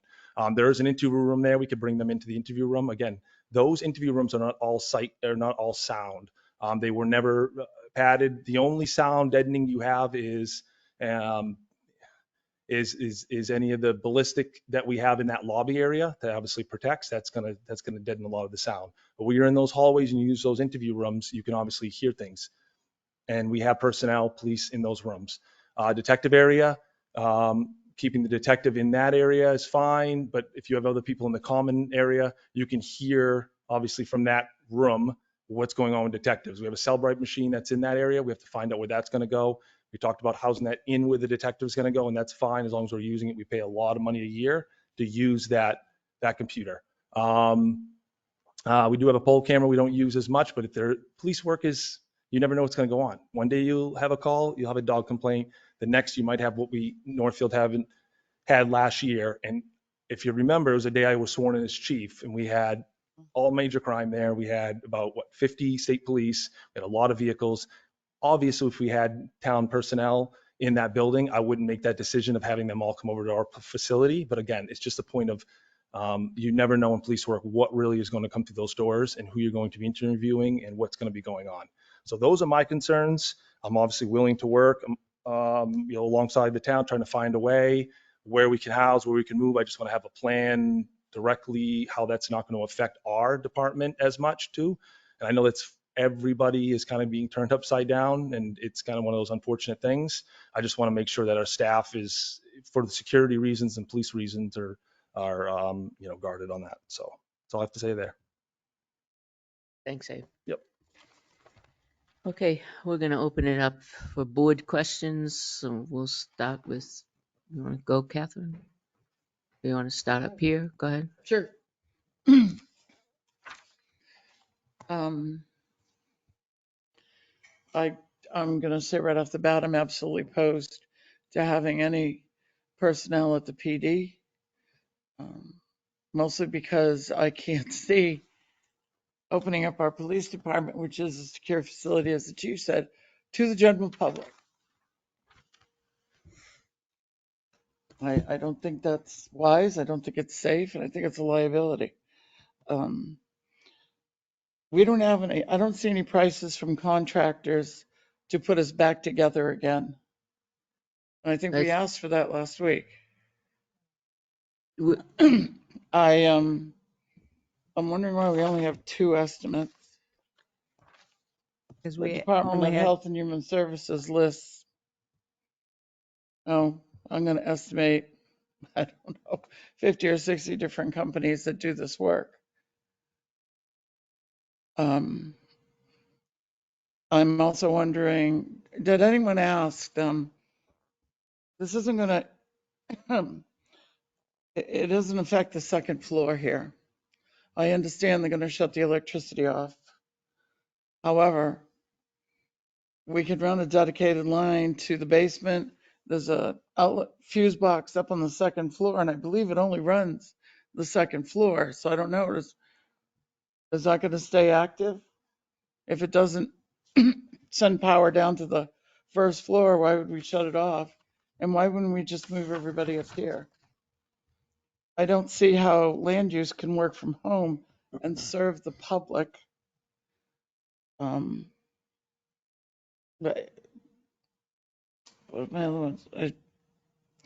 I don't see a real description from these contractors of what they found. I know what we saw. And again, I'm looking for a price to rebuild. You want to answer the price to rebuild? so we do need to get that information. Pat and I talked about a list of contractors that the board could review because there apparently was a list that Joyce kept. We did find that. But for purposes of tonight's meeting, taking the first step, which was to even see if we're going forward with doing anything for the first floor, because that seemed to be questionable. And it seemed to be the first step is making this decision. And then once that gets started, the decision about who you're going to choose as a contractor, what the scope of work is, because we did not receive any direction from the board about what you wanted for a scope of work. We heard a lot of conversation about, do we just do another drop ceiling?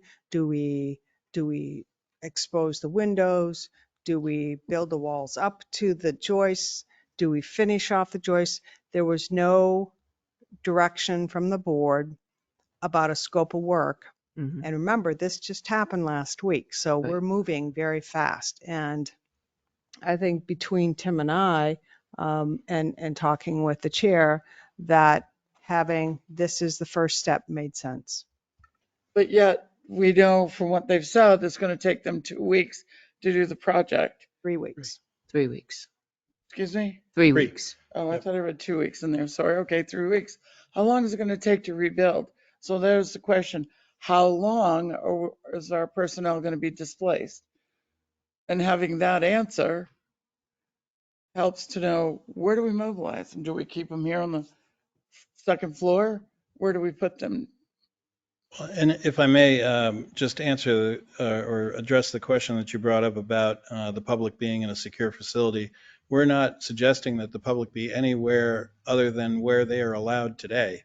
They're allowed in the lobby today. They're allowed in meeting space today in the EOC, which is used as a community room when the planning board has meetings there, the zoning board. So we're not suggesting that they would be entering any of the other secure areas. This would just be the town clerk tax collector operating out of a window environment to the lobby.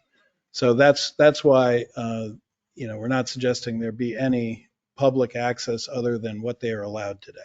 But yet you have, didn't I see in this, you have the secretary outside the chief's office? Mhm. So there So are how's the public interact with that person? I mean, you are inviting the public into a secure facility. So the thought with that was that if there is public coming in that requires to see someone that is a town hall staff member that is operating in the building, that there's a phone in the lobby that they could pick up the phone and announce that they're there and be met out in the lobby. But you're So- suggesting we have our staff who are not sworn in police officers in a secured area. So yes, yeah. I'm not for it. So, but it's not the public. We're not suggesting the public. They're in not that area. sworn in, secure police personnel. Is that it for your questions? Statements? Doesn't answer my questions, but they're All right, well, responses. we'll circle around. John? So the conditions of the ceiling where it's collapsed, and it's lath and plaster that pulled down, and it appears that was caused by when the electricians were doing some attaching of ceiling tiles or the suspended ceiling, and also doing some running of wires and stuff. It's hard to tell exactly, but it was caused by construction. Regardless, that was back in, I think it was 2019 when I first, but it was before, well before the assessment. In 2021, I brought up a couple times, but in 2021, when they did the assessment and they went through the whole building and identified charred ceilings and, failure to, our roof, our heating system, and things like that, they did not notice there was no write-up in there on any issues with lead paint or anything like that. So I brought that up and we discussed it and nothing happened. So we're at 2023. We finally got around to taking away the hazard, and the hazard was determined to be a ceiling materials, lath and plaster, that was falling down above the ceiling, the assistant's office. And it was a safety hazard. We didn't know it could be there for 10 more years, or it could fall down, a slight earthquake, shake it, and fall down. We don't know when it was going to fall down. In 2021, or when did the camera stuff get done? Remember? I think it was 2019? early 21 or early 19? 20. And you put your server in the copy room and all that? Yeah. I mean, 2.5 years ago or so. Yeah. So at that time, we installed cameras on the corners of the building out here, and ran wires inside. We installed them in the town clerk tax collector's area, the meeting room, a couple other places throughout the building. And that's the time that had a really good look, because we moved a substantial amount of the ceiling tiles there and attached wires and through chases and stuff like that. At that time, there was no showing of any of collapsing lath and plaster except for that one localized area, which is sort of underneath where we are now. So it didn't appear it needed any issue. When it comes to lead abatement, everything in this building and every house or structure that was built before, I think it was 1976, it was around then, 78, has lead paint everywhere in town. Every time, in fact, right up the street here, there's somebody renovating their apartment, throwing plaster and all that out, which I can guarantee you, it all has lead paint. Some of it's peeling, some's chipping. Our windowsills right here, you can take a look. There's paint chipping. There's walls up in here, paint chipping, loose paint, a little bit of cracked plaster, stuff like that.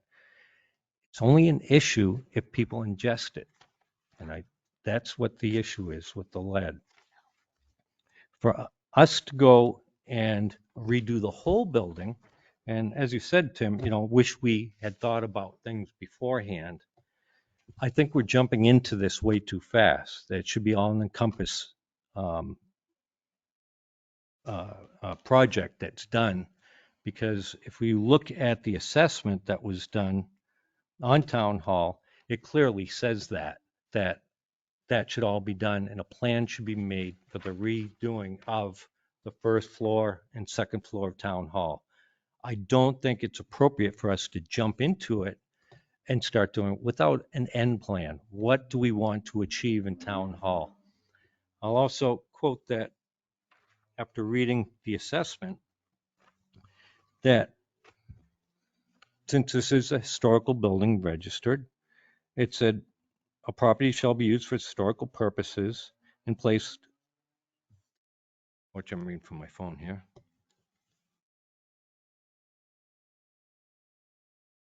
Let's see. And placed in new use that requires minimal change to the defining character of the building and its site and environment. The historical character of a property shall be retained and preserved. The removal of historical materials or alteration of such features and spaces and characters of this property should be avoided. Each property should be recognized as a physical record of its time, its place, and its use. Changes that create false sense of historical development, such as adding conjectural features or architectural elements from other buildings, shall not be undertaken. Most properties change over time, and these changes have acquired historical significance in their own right, shall be retained and preserved. Distinctive features, finishes, and construction techniques, and examples of craftsmanship that categorize a historical property shall be preserved. And it goes on.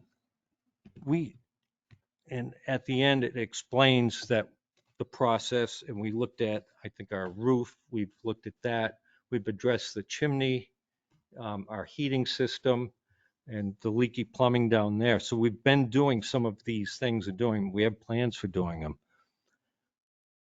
That ceiling on that whole section of the building and over the town clerk's tax collector is not going to fall down.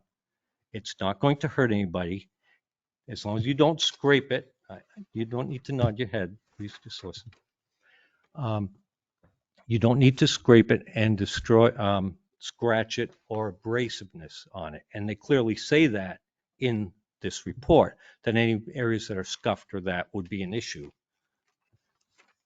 The area that we're concerned with is lath and plaster with the ceiling tile above it that has some lead paint on it. Common thing for all local contractors in our town and every single building development or house that's in our town, pretty much. I'd say 99% have lead paint and have lath plaster. I think any of you at home, if you have a plaster and lath house and you've done anything, you realize that's what it is. So I think this, yes, at some time we should look at redoing the downstairs, reconfiguring it, or making it look right. But now is not the time to jump into that, especially hastily when, like I said, we only know this only came in today. You know, we don't have other bids. We don't have an end game plan, and we should just be looking at the areas that are affected by it. Presently, there's 2 offices that are affected by it, and everybody else can do business as usual. Don't disturb the paint. Don't go up into the ceilings. Don't sand or scuff it. Don't eat the lead. And don't eat the lead. The method for removing the lead and abating it, what they do is in that office, and they could do it very easily, they put up a barrier wall. They seal that section off. They put in an exhaust fan that has a HEPA filter, as you mentioned before, and everybody has to wear HEPA-related masks and wear a Tyvek suit. Done it many times myself. Worked in the house, my own house, and done that. Wear those things. So I don't think spending $60,000 not knowing where our end game is, displacing the police department, displacing the sewer, everybody that meets here, and all the citizens in the town, I don't think we should not be just jumping into this hastily. And that's my thoughts on it. I think we should look thoroughly. And I totally disagree with moving people into the police station after doing the ride along and watching people who come in and out that are under arrest or people come into that lobby to report a crime to our dispatcher, and they could be very upset or they could be violent. There could be other citizens in there getting their registration on their dog done when somebody comes in. I'm sure you've had unruly people in that lobby many times before. I think I've heard some stories of them that they get in there, they start going nuts, and that's why we have it bulletproof and all that. Different times now. We're subjecting all the people to that. Too much to just decide on that hastily and quickly. That's it. Okay, Scott? I think that the moving the town offices and services to the police department is, I think it could be very, very complicated for both sides. You know, and my first thought goes to the public in terms of licensing, all of that stuff. On the other side, in terms of taking a look at this building and what's needed for this building, I think even in just seeing the pictures and taking a look at the briefings that I received via email, that we have something at hand that we really need to consider it being handled. Short thought also is, as I look at the two bids that we have in right now, and this is not to question the recommendation of the folks who chose EnviroVantage. For some reason, my comfort level with a group that has actually handled historic buildings in a significant fashion, which is Alpine, might be the way to go, because they're going to get into that space downstairs and understand exactly what's there. You know, as their resume sort of says, is that they've handled this a massive number of buildings, and many on the historic register as well. But I honestly, this is an extremely complicated thing because we have to take care of the people and the building, but we also we've just got a lot of complicating factors, and honestly, I don't know where to go with it at this point in time. Joe? Putting anybody at the police station is going to be problematic. There's no doubt about it. And although it's nice that we were offered the space at Benson Auto, I don't think that's a good option. I got a question about why we can't have people on the second floor. Tim? Jeannie? Answer that, I think. Why couldn't we put the people right up here? Well, both of the environmental companies that we talked to recommended that the whole building be shut down because of what they saw in the first floor ceiling in terms of wiring. They weren't sure. They actually are requiring it because they didn't feel safe having live power while they were up there working. The other issue is when they run the negative air, you're going to, even though they have HEPA filters, you could get that stuff coming up through the dust up through the second floor. And the reality is, it's not just about the lath and the plaster. It's about the tin ceilings are all painted with lead paint. And now we know that there's a lead exposure, and it isn't just about eating the paint, it's an inhalation. When that paint is chipping, it's falling. When people are getting up into the ceiling for doing any kind of work, whether DPW or anyone else are getting exposed or inhaling that, it is not a safe environment. And we did, if you recall, this board asked me to, bigger concern I guess I have is this board asked me to check with our insurance company to see if we were covered for this. And they advise no. So now our insurance company knows that we know that there are some concerns. Lead, possibly asbestos, although the first pass through doesn't say anything. And then areas in town hall ceiling where the ceiling is falling. Now maybe, John is right, and it's just that area above Gale's in my office, but the reason the first lead abatement company stopped their work was because when they pulled on the one piece of lath, it was affecting into my office. And if there are lead painted tin ceiling tiles that have to be pulled down, what else is going to come down with it? Mhm. So,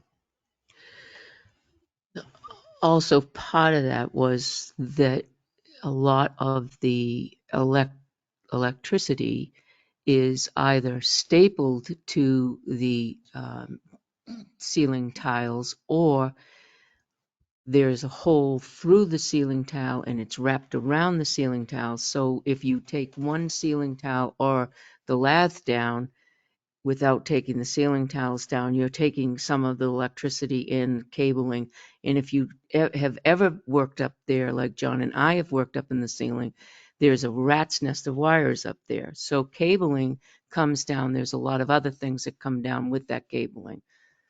So it's just a series of dominoes that has that effect once you get there.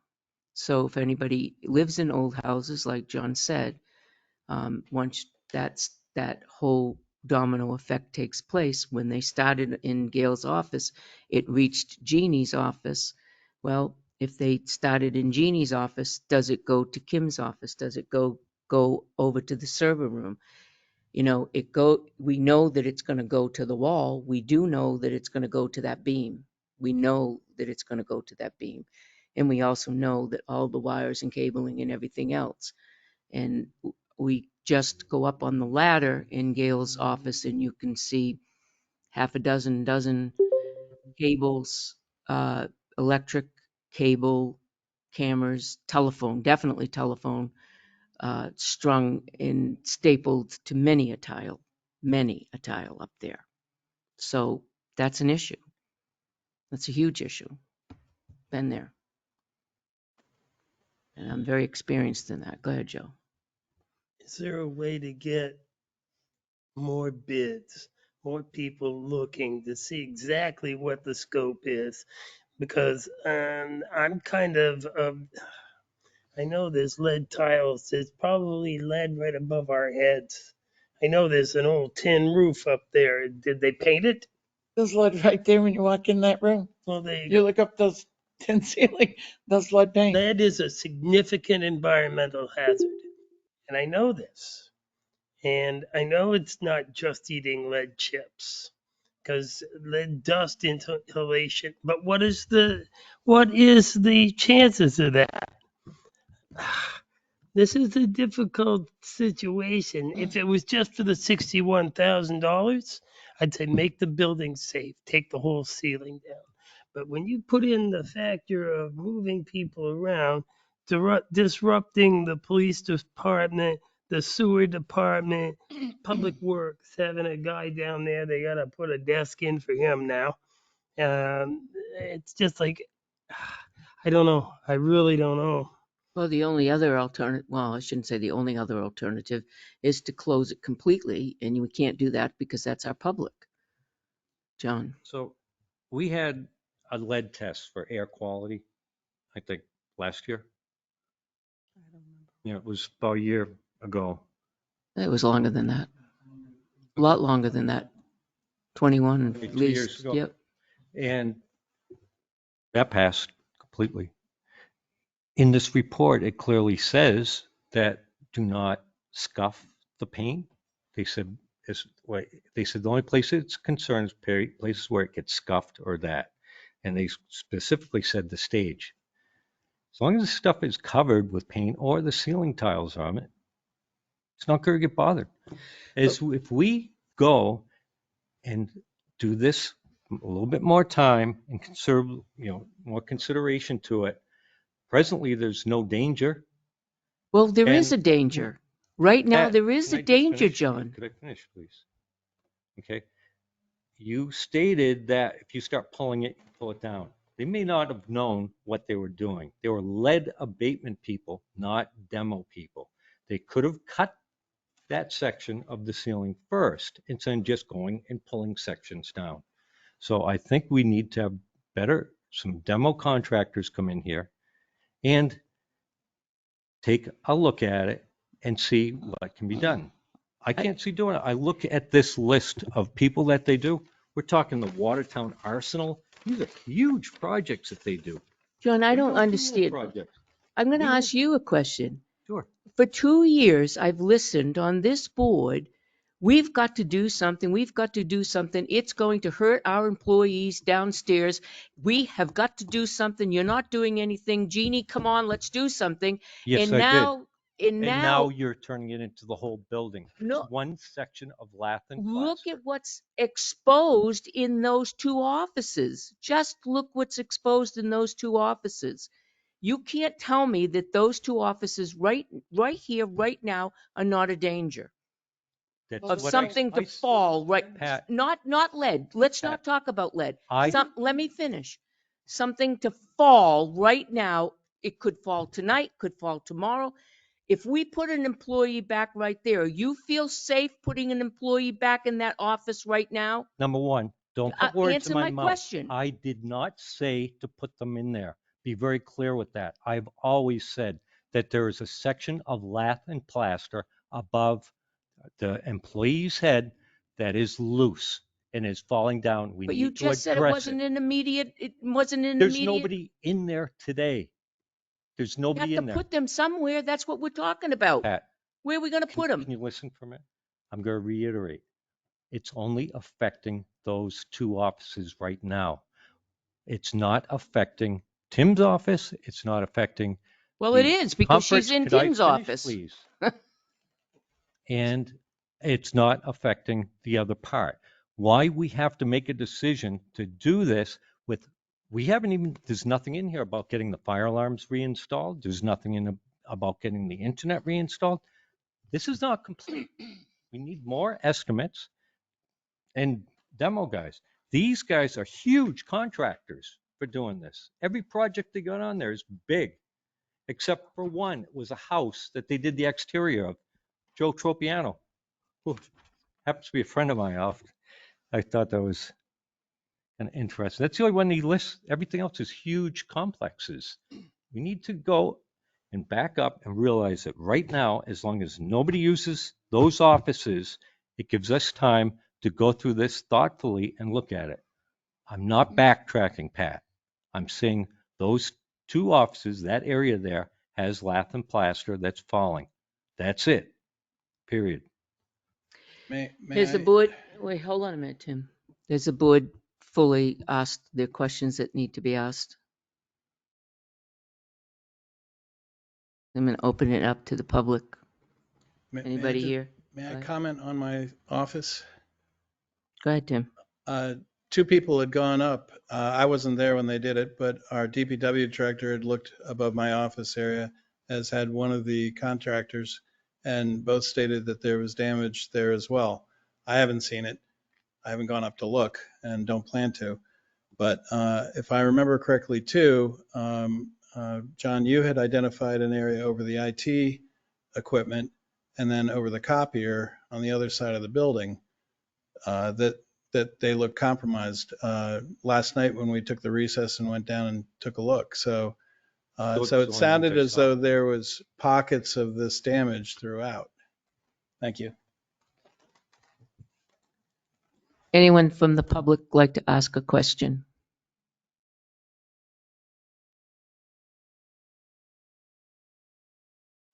Anyone online?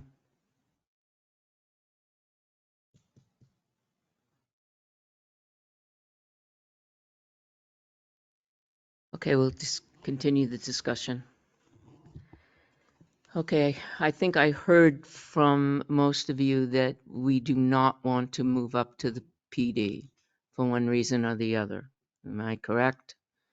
Everyone? Certainly not an ideal situation. Consensus? No No, PD? No. no, No. no, no. Probably no. Okay, so it's a no for the PD. Trailers outside of the So PD? hold on here. I think we haven't completely investigated using the second floor.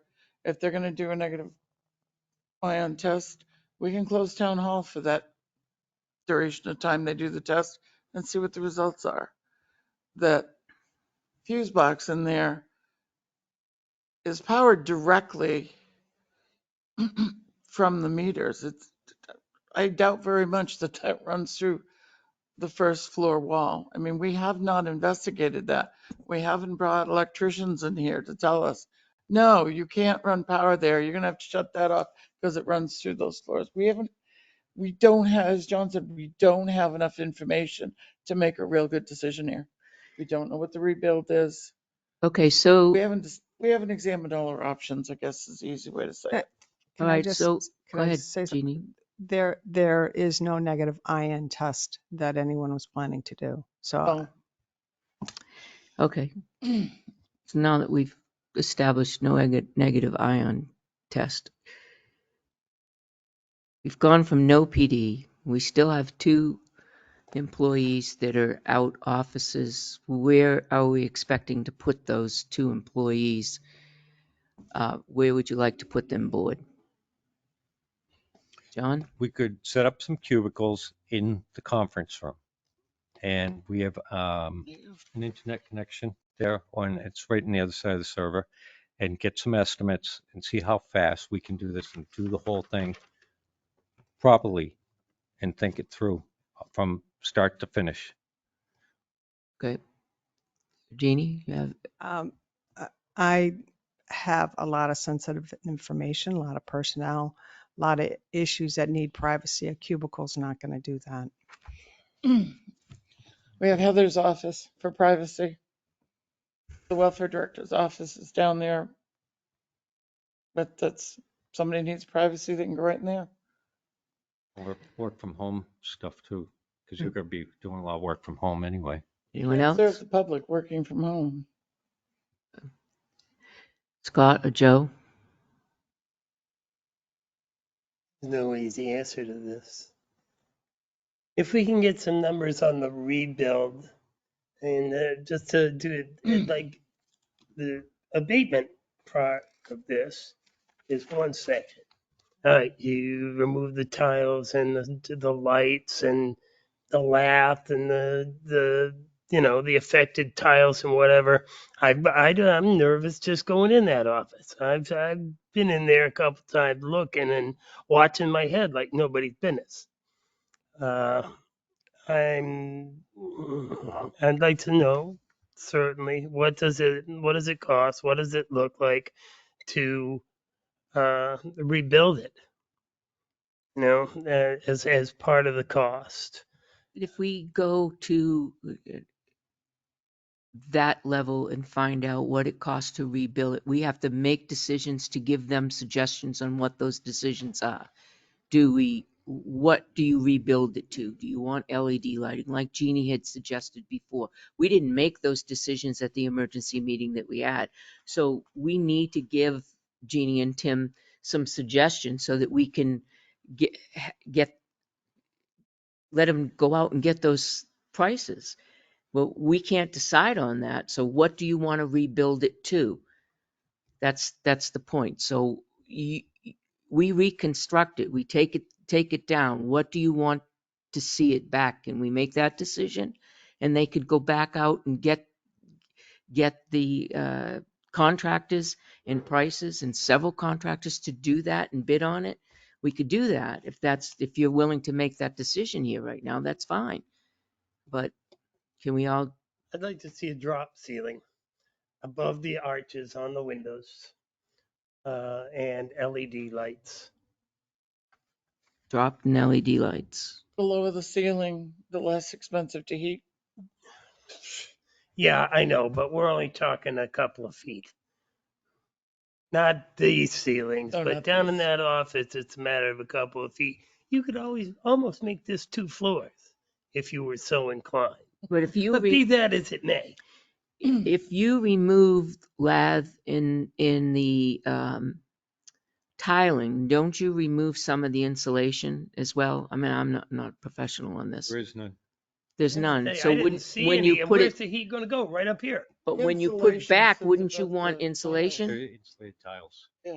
So wouldn't you want Right. We probably insulation? should put in fiberglass or blow some insulation, something to keep the heat downstairs. And those 2 feet we raised the Notice when you ceiling. pull down one of those suspended tiles, there's a little blanket of insulation sitting on it. On the Typically. tile, right?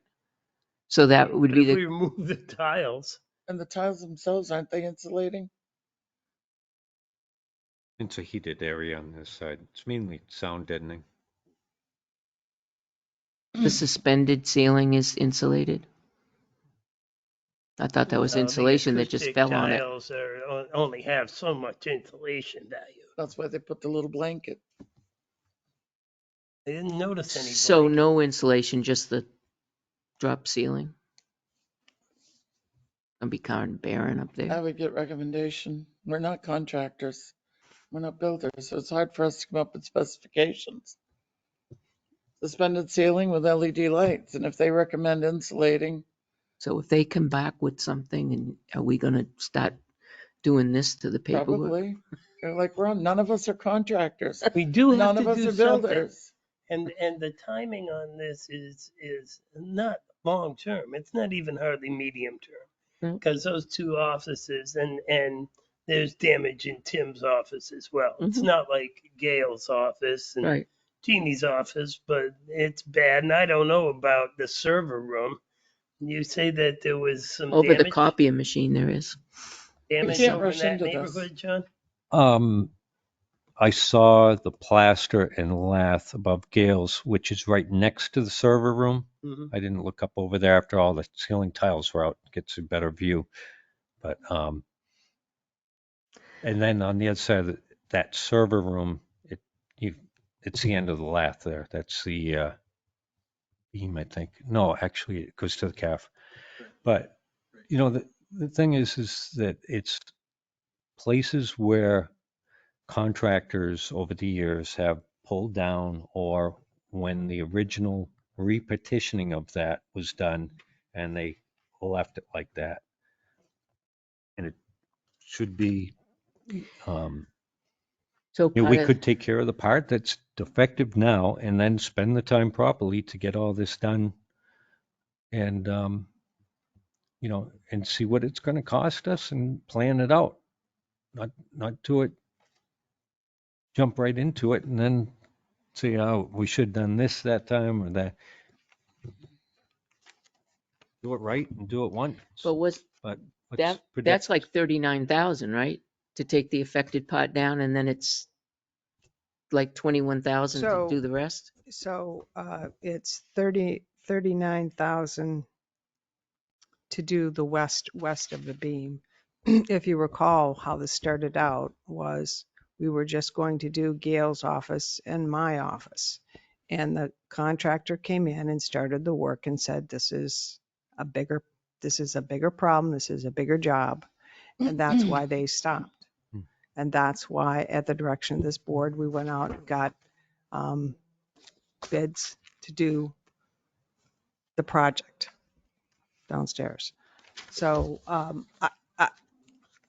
I can tell you the company that we hired to do Gail in my office wouldn't do it. So will somebody else just come in to do that space when they wouldn't? Because according to them, it was connected to everything else. it's just way over their head. So if we're going to get prices to reconstruct after we take it down, then you'll probably have to include cabling and Right. all that kind of stuff too, Kim, right? Tim, right? Okay. So it'd be the whole shebang there. Okay, right? Is everybody comfortable with that? No. No. I say we move forward, but am I comfortable? I just think this is a terrible thing. I do too. The fact that we allowed all that, well, somebody allowed all that work in that ceiling and with no rhyme or reason. We had a police officer that used to run wires hither and yon, and none of those wires are marked. He's the only one that, I mean, are they still working? I don't know. Probably Are they not. still there? I don't know. And We just said these done. I didn't even notice these. Oh, you got Yeah. one, but I got nothing. We get holes in the floor for outlets above there. Oh, there is a plug right over there. It's been a ongoing thing. Yeah, And I remember when Tim and I ran the line for the land where the land use is. It's just this big rat's nest above the copying room. That's a long time ago. we have to do, we got fire alarm, all that has to be disabled, everything, if we're gonna go that whole big route. Right. Well, I'm thinking west of the beam. Meanwhile, we have to find a place for 2 employees that need to feel safe in work. Downstairs in the meeting room. Well, one is a confidential employee, HR, so we're not putting that person in a conference room.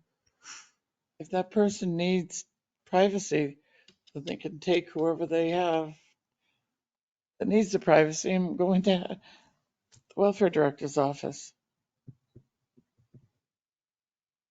Or the stage up here. Yeah. Up there, there's a table. It's a mess. Not sure how that happened, but I think we can find local contractors that do this all the time. They come up, they get building permits, they do this type of demo stuff. It all has lead paint in it, and they do it. There's, for instance, there's a guy, I think 2 buildings down doing the same thing now. We issue them building permits, we inspect it, all that, it's done. There's lots of local contractors. We don't need to get a company that does like the Watertown Arsenal to go and take care of that one room so that we can put the ceiling back up and look at this and plan it all out. How we're going to pay for it, how much it's going to cost, what do we want to look like. And I'm not in favor of just doing Gail's office. I think Jeannie's office is in the same kind of shape. yeah, well, I'm talking about that And area. take a look It's at that one area. Tim's because Yeah. Tim's got issues up above him as well. They're not as pronounced as Gail's office, but they're not right. And how many times are we gonna mobilize people to come Well, here to do things? Or the public. Did you go take a look, Joe? Yes, Up there? yes. Recently? Or? I mean, it's not, I'm not a construction guy. I'm not a lead guy. Let's get somebody that does that and see if that's possible, and if that's going to work to get that done so they can carry on and we can get this looked into how we're going to do it. Sitting at this table tonight, well, not going to ever be able to pick light fixtures, how high we want the ceiling, who's going to hire what electricians, what type of wiring we're going to put in, all that. So do you want Jeannie to go ahead and do that? I mean, that's what you're asking her to do? I'm telling the board my opinion of Okay. the way we should proceed. Department of Health and Human Services, like I said, has a huge list of certified people to deal with lead because it's a commercial building. They have to be certified. If it was a private residence, that's a little different. I've written some of them down. There's 2 of them in Franklin. These aren't just guys in Tyvek suits, are they? That's what they got to wear to do it. Depends on what they find and what they're doing. I don't want Definitely to, wear you're ref- right, John. I don't want to half-ass this, and I don't want just some guy from Franklin who has a They license. have to be certified. Well, yeah, my brother Eric is certified, but he couldn't take care. And he's a master carpenter. But I was talking to him. He says, good luck finding somebody for that. I said they've got a huge list, and they are certified by the Department of Health and Human All right, Services. so let's now circle back because Jeannie and Tim need instructions right now. Correct. They need to know what the board wants them to do because their plan went that way. So no PD. We're setting everything aside right now until further direction from the board. They're to go out and get bids on reconstruction, but we don't know what yet we're taking down. So whatever you get on reconstruction is up to you or the design. So, Is it reconstruction, or are we talking about removing the hazardous part, the dangling down? well, see, you've changed it again. Why? Well, no, they're two separate projects, John. There's the lead part, the ceiling tile part, and there's the reconstruction part. Because those lead guys are not going to rehang the lights, and they're not going to be the electrical contractors, and they're Right, just not going to do that. right. So obviously you have a bid, and that bid shows two options. So you're going to go out and get contractors, show them the bid. There's two options. I need an option for option A. We're going to remove this section, got to be rebuilt. Or we're going to remove the whole thing. We need a price for that. We want suspended ceilings. We want LED lights. You're also going to have to get a hold of an electrician and say, fix the mess, make sense of the mess. But quite frankly, this was all asked for a week ago by the Board of Selectmen. Well, I should say a majority of the Board of Selectmen. So I'm still befuddled why it isn't here today. Or at least in progress.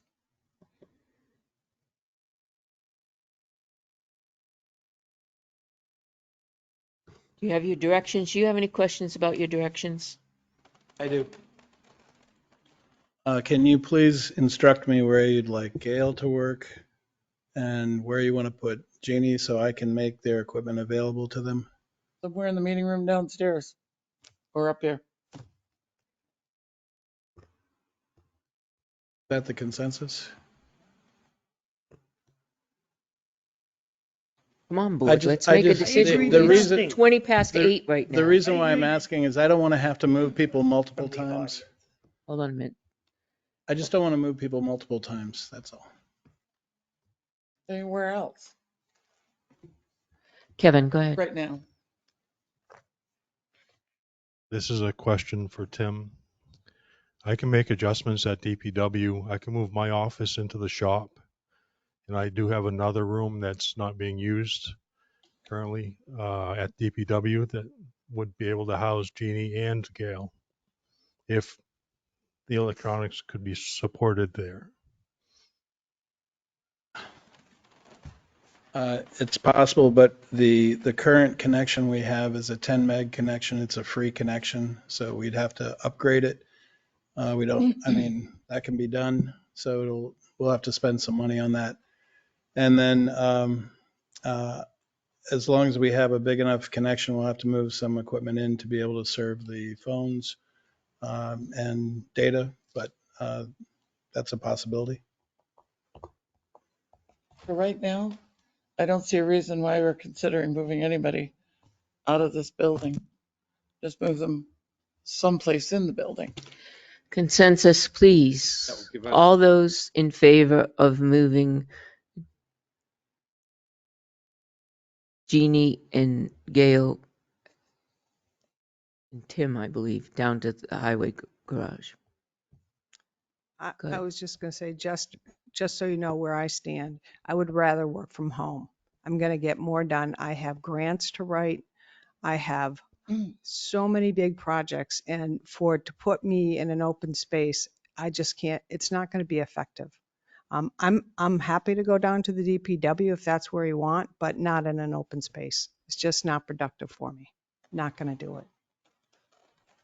And I can tell you, I've been working downstairs in the conference room this week, all week. And it's very challenging to work in an open area like that. and get a significant amount of work done. So Where are office dividers? I've got to be somewhere where I can print checks. I can do most of my work from home, As and can I. come in and print those things that you need for your meetings. But right now I'm still still a great deal of audit work to complete, reconciliation work, and federal reporting, and trying to get the forfeiture monies from the federal government. So those are my major projects I'm working on right now. Okay. So once again, let's one at a time. Where do we put Gail? Selectman's assistant, administrative assistant. Where do we put her? Go ahead, Scott. I think that question would be best posed to Gail with a couple of options instead of us deciding for her. And I understand we need to be prudent with the decision, but I think asking Gail or presenting a couple of options to her is going to be the best way, because we would be then making an assumption for an employee and what space they would be comfortable in without actually consulting with the employee. And the other piece is, I'll put it on the record right now, I'm not comfortable doing a parcel reclamation downstairs. I think that we've already in public identified the fact that there are other hotspots downstairs above the ceiling, Mhm. and that we're now jeopardizing health and welfare of our employees and the public coming into this building. So I do agree with the fact that it would be good to get have this quote with an encompassing sort of reconstruction quote. Mhm. That would be good. And I know that it's challenging right now, but having that would be good so that we could put it in hand, look at the numbers, look where we can draw from overall. But I'm not comfortable very honestly, putting lipstick on a pig at this point in time. Okay, thank you. Okay. Go ahead. So we have some dividers somewhere still. We had you picked some up. Remember the ones you picked up? What happened to those? Are they That still was around? years ago when before this was built, Right, I think. And years ago. are those still down at DPW? Those have been recycled. So we could pick up some dividers, and I'm thinking we can get numbers in on this in 2 weeks. Right? Yeah. 2-3 Can weeks. try. Yeah. And put a divider in there, move the stuff in there, and then 2 weeks we'll have a complete thing. We'll figure out where we're going to move to and have a plan. We need to come up with a plan. And until then, we could set an office up for Gail in the conference room with some dividers and do it. Millions of people work in cubicles, and this is only temporarily. It's only temporarily. We can get this going, whatever decided, but we got to do it thoughtfully. Joe? From home primarily, Gail in Tim's office. She's right there at the door. She's still greeting the public. It's only, like you say, temporarily. Tim put that forward. Jeannie put that forward. I have no doubts about them being productive just because they're not working from here. You can forward phone calls to here to you. Is that right? Yes. So they wouldn't be missing phone calls. And anybody who needed to talk to them could make reasonable appointments, and we could set up a place and do it that way. That way there's like no giant disruption. And when we went in to do Tim's room, hopefully by that time Jeannie's room and her room are back together again, and then we could do Tim's room and just move them around that way. Or a Right. version of that. Board, everybody okay with that? I like Joe's suggestion, and I like John's. I mean, you have a report here from a specialist that recommends only doing one side of the building, so I think that's what we're looking at the other now. side is not in imminent danger of caving in. Not like But this side. I can go with either suggestion. Okay. Make a motion that we put Gail in Tim's office and Jeannie and Tim work from home. Second. Motion's been made and second. Any discussion? All those in favor? Me. Aye. Aye. Aye. Aye. Motion passes. We made a decision tonight. Okay, so, and Jeannie and Tim, you're gonna get prices on demolition and reconstruction, both whole and partial, both sides, okay? Of, meaning demolition and reconstruction, okay? And including electrical and fire alarms and all that. Got it? Yep. Moving right along. And for now, Kim, you're safe in your office. Just don't look up. And don't breathe in. Don't eat the lead. Okay, everyone, that was difficult round around. All right.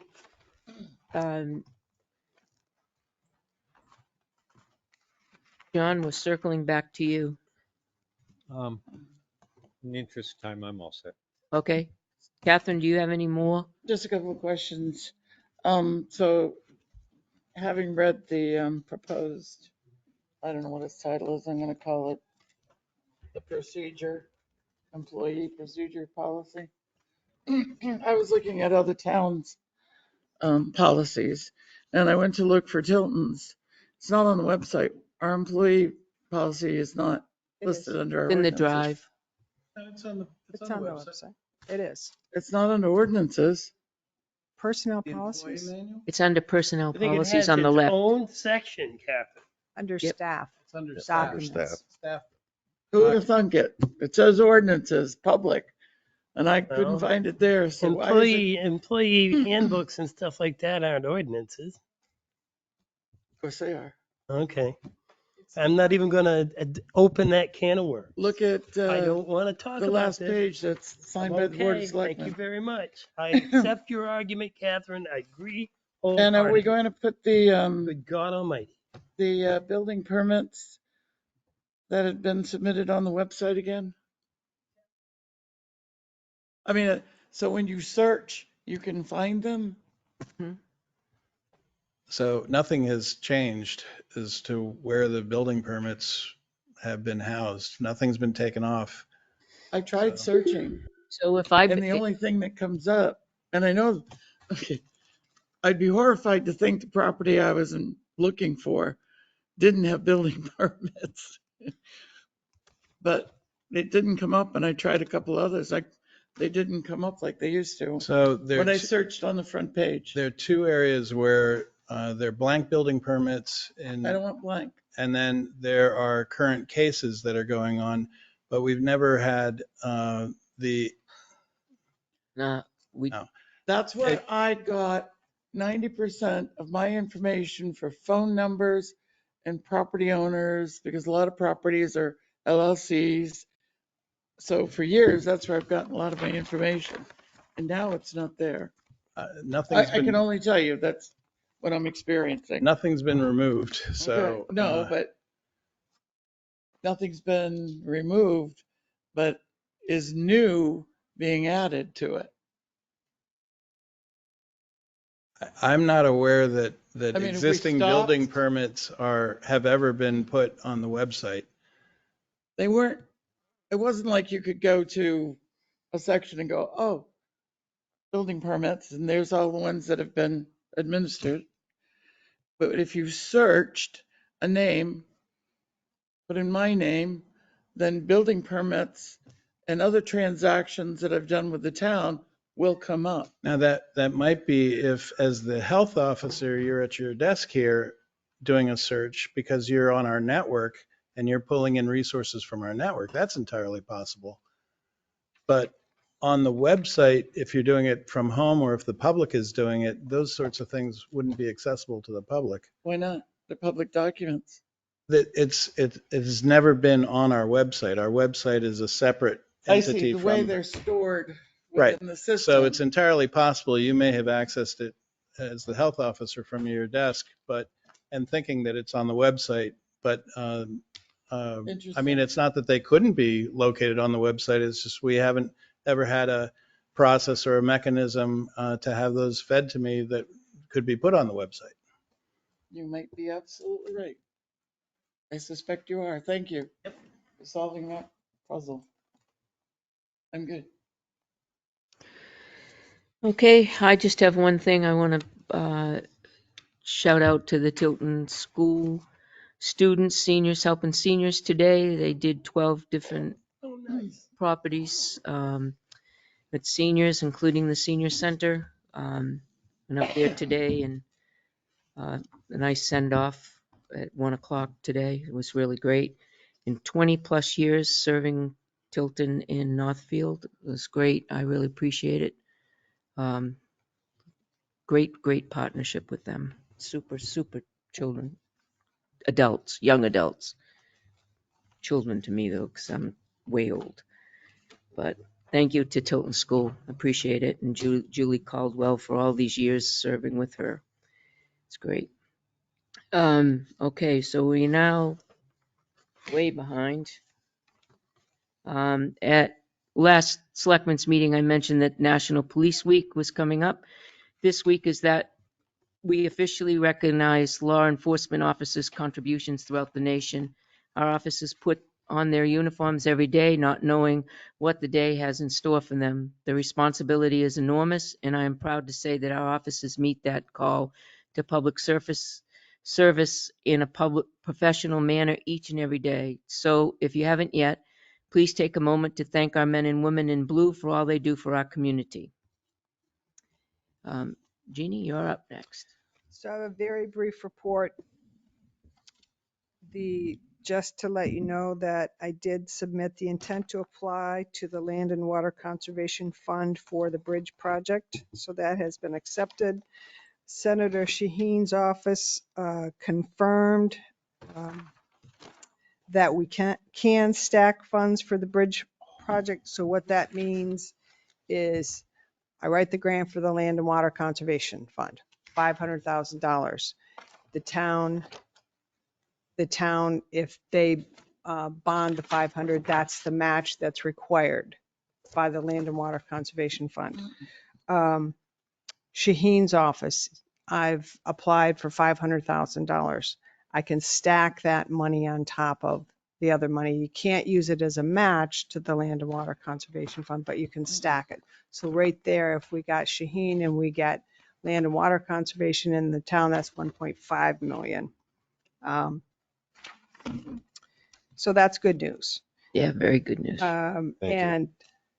You're welcome. And then the new training date for staff, because our trainer had a personal family emergency, so we had to reschedule the date for the staff training, and that now has been rescheduled to June 8th. I have not notified the employees yet because I wanted to let you know first. And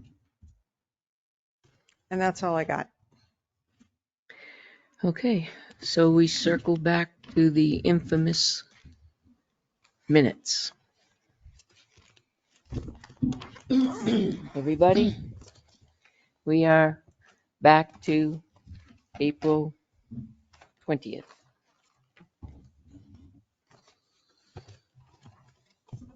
I think.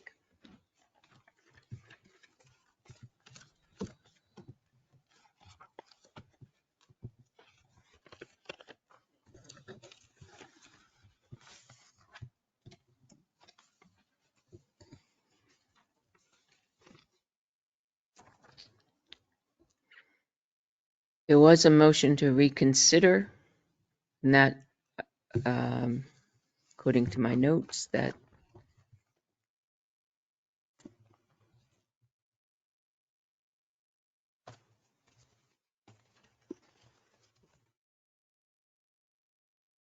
That failed. failed before 20.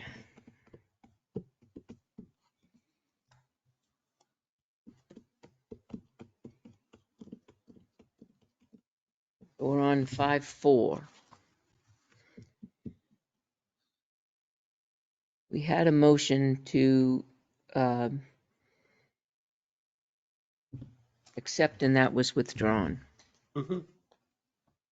that we tabled. Did we table I 5? tried to table it, but then I ultimately withdrew my motion. Okay. Don't we have corrections to be made? So wouldn't we want to table it? Well, next you know, meeting. it was all about that April 20th that was referenced in the May 4th minutes. So how do you want to proceed here? Go back to April 20th and finally approve those minutes? I think it's really ultimately how the board wants the minutes corrected from here on in. I mean, if you have minutes corrected, do you want them corrected? If we send them back to be corrected, do you want that set of minutes corrected and not next week's corrected for the prior week? That's the issue. What do you want to do? That's ultimately, I think, the issue. Because when you're looking at it, you're looking at once they're approved, it's part of history. So when you're in there a year, 2 years, 5 years, 10 years, whatever, they come and look at this and see it's approved, but next week you have corrections. Or the other Or part, the other way. or you could have 2 months later that somebody brings up the motion to reconsider the minutes of such and such a date and makes an amendment in July for something that was in January, which we could approve because we found out that there was an error later. And you would never know that was changed. These all say official record. Mhm. We made motions to amend those minutes. Right. And They those should be motions amended. aren't in here. And Technically, you realize we don't have to approve the minute. Correct. Correct. Correct. There's no approval needed, Right. is that what you period. want to do? I'm not saying that. Our policy has been to approve the minutes, Mhm. but we don't have to. And I think our minutes are way too wordy. They always have been. And just a basic outline of what happens because, okay, we approve it, but some lawyer gets a hold of this in 5 years because they've got an issue with some decision we've made. Well, they've got a running narrative which may or may not be true. All they gotta do is watch the movie and listen to We it. have movies that But will this- explain to So them. if This we, is our official record. and if we can't and that's right, Joe. reference this every single time in 2 months' time. Yeah. So if all of us look at the minutes, we all look at it. We make suggestions or whatever we make, and then we Corrections. vote to amend it or not amend it. Yep. If a majority of us say to amend the minutes to reflect the corrections, then they should be amended to, You're yeah, absolutely they right. don't That's need to what be we that do wordy. now, Yeah. isn't it?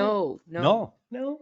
They amend, what Gail does is if we, let's say May 4th, we're looking at the minutes and we say, make a motion to amend the minutes. Well, tonight's minutes will reflect that we made a motion to amend May 4th's minutes. These So don't get They never, corrected. yeah, so if we make I make a motion that we approve the minutes of May 4th as amended, Yep. And that gets as corrected, approved. right then and right there. No, it doesn't. Yeah, it does. doesn't change it. We take a vote. Well, Yeah. that's not what's been happening though. They don't get changed. They don't get changed. We made, they- so here's an example. April 20th, Well, that's, okay? The date of April 20th. Catherine had said a couple of things, a lot of questions she had said, and we on the next meeting, we went to approve this and we said no, because there's a lot of things in here that were left out. If you're going to leave that paragraph in, we need to have the answers to the questions, not just the questions. So on May 4th are the corrected, not April 20th. May 4th is the corrections, not April 20th. They should be on this one. Because we voted to correct this paper can't we just move that explanation to over here. to there? That's what we're saying. Okay.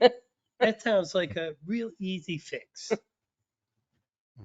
So if we vote to amend Have it, to we, argue about this for another 35 minutes. so for clarity, so we're all on the same page. So if we vote to amend the minutes, of, let's say January 1st, Mhm. we will, and it's, We don't approve I tonight. think, We just amend them and then we wait to approve the amended. Right. So so that, we that vote minutes to will amend come the back minutes and then they come back and we approve them. And- Correct. and they'll come back as we amended them. I don't think we've ever done that. No, Not we in my haven't. experience. Yeah, But if you look back, To make an then, amendment to April 20th? but if somebody comes in and looks at the minutes of May 10th, 2021, from now on, they can look at the minutes and they'll be corrected and there'll be a note. See, April 20th? No, there'll be a note that says they've been corrected and approved. Any way you want to do it.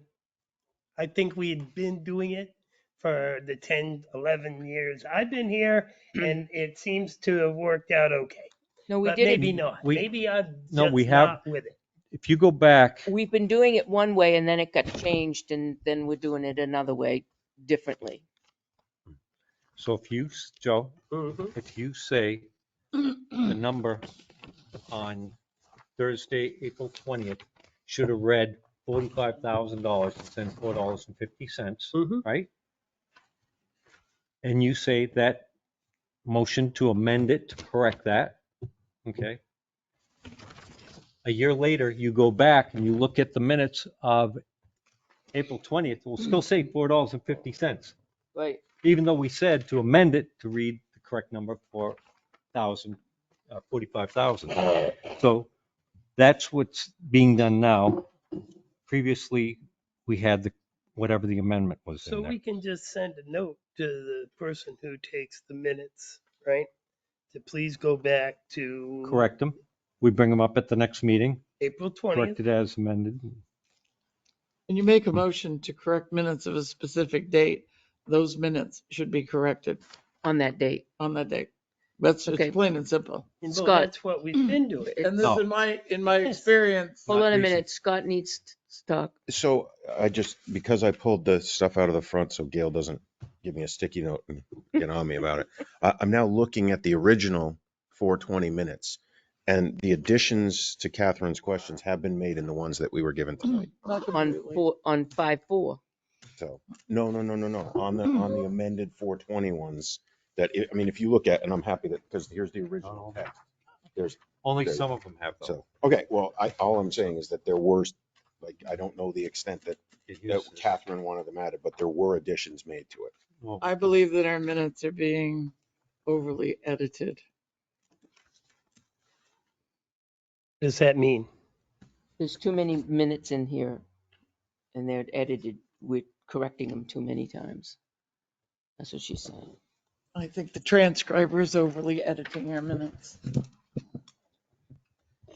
See, I believe And I just do the take opposite. offense at, One sentence. again. One sentence. Well, maybe that's not. But one sentence discussion was had. That's all we legally need. When a selectman asks specific questions, the answers to those questions should be there. And I agree, minutes can be too wordy. But when you ask a question and it gets answered, the answer should be there. And it Okay, I'm doesn't not- have to be verbatim. That answer could be condensed. The question could be condensed and not verbatim. Well, that's then, not what's again, being then you're done. talking about the editing thing. Hey, I'll do it any old which way. Really? Or not do it at all because we don't have to. You don't have to. Of course, if you don't approve the minutes, you're subject to typos and interpretation. Or numbers or. And the number's wrong. I mean, yeah, I agree with looking over the thing, but some of the corrections and I said, nobody's gonna care about most of this stuff ever. Well, Might they? that's You where- bet. Catherine and I were looking through minutes from like the 30s. You ought to see these minutes. I read Nothing minutes. like what we've got now. I've read Not what minutes she from the corrected on May 4th. beginning. It's, yeah, you're right. It's changed, but it's not what, she asked a lot of, remember, she asked Yeah. like 6 different questions.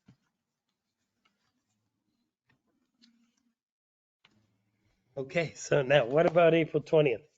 Well, we voted on it We again. voted on We it. voted to We- not approve them Right. We voted on, They still get posted by law. as draft. no, we voted, hold on a minute, we voted not to reconsider them. April 20th was voted to pass them, yes, I don't think because so. John voted yes, I don't Scott think so. and I voted no. Yes, April 20th, yes. Go ahead, Jeannie, look back and see what you got there, About what? the voting on the I minutes. think you'll have to watch the movie. Oh, I'm pretty sure that April 20th passed because I voted no and you folks voted I wonder why yes. 420 is I made a such motion problem. to Oh, boy. reconsider. You picked that one. I made a motion Shit, to I wasn't gonna reconsider. bring And it it up, but failed. what the hell? No, it We're having a passed. party. No, My It suggestion passed. is, it was, no, John, I got my notes. 3 voted to To voted for them, to Approve. approve them. To approve reconsideration. to approve reconsideration.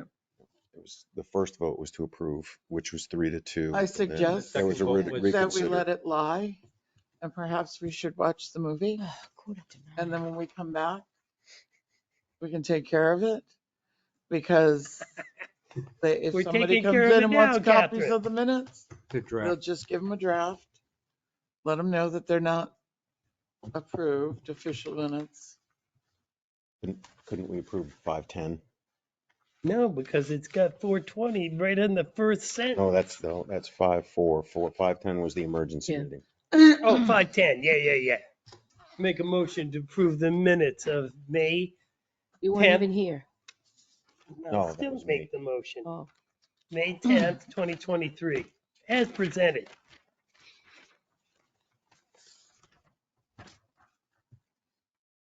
Nobody's gonna Yep. second it. We'll be here all night. Second, the two guys who are not here will. I'm gonna abstain. I just want to move this along because this is, a Discussion? motion has been made and seconded. Is there any discussion? Yep.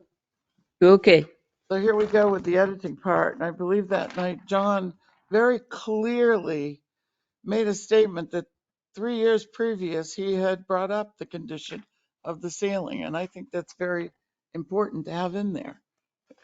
And it's not, it's been edited out. good enough. all right.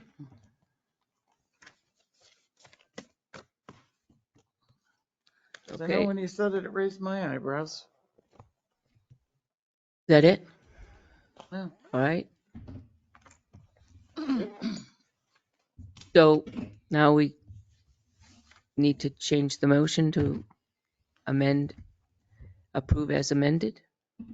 They haven't been To- amended. To amend. Oh, We need to That's make the the motion to problem. amend. You approve minutes as amended, but they're not amended. so we're right back to 0 Well, they again. should be corrected based on the vote. So They should be Right. corrected. rescind your motion. Take your motion back. No, they should Oh. be corrected. We haven't approved them They yet. should be done. We made a motion to correct the minute, no, we made a motion to Approve approve the minutes. So if he So you pulls need to that, call for Yeah, the As pull vote. it. corrected, as amended. No, he's withdrawing it. Oh, he's withdrawing it? Sure, whatever you want. I'll withdraw my second. I was just going to vote no. Motion. I'll make, Somebody do Motion to I'll make- amend the minutes of May 10th. Second.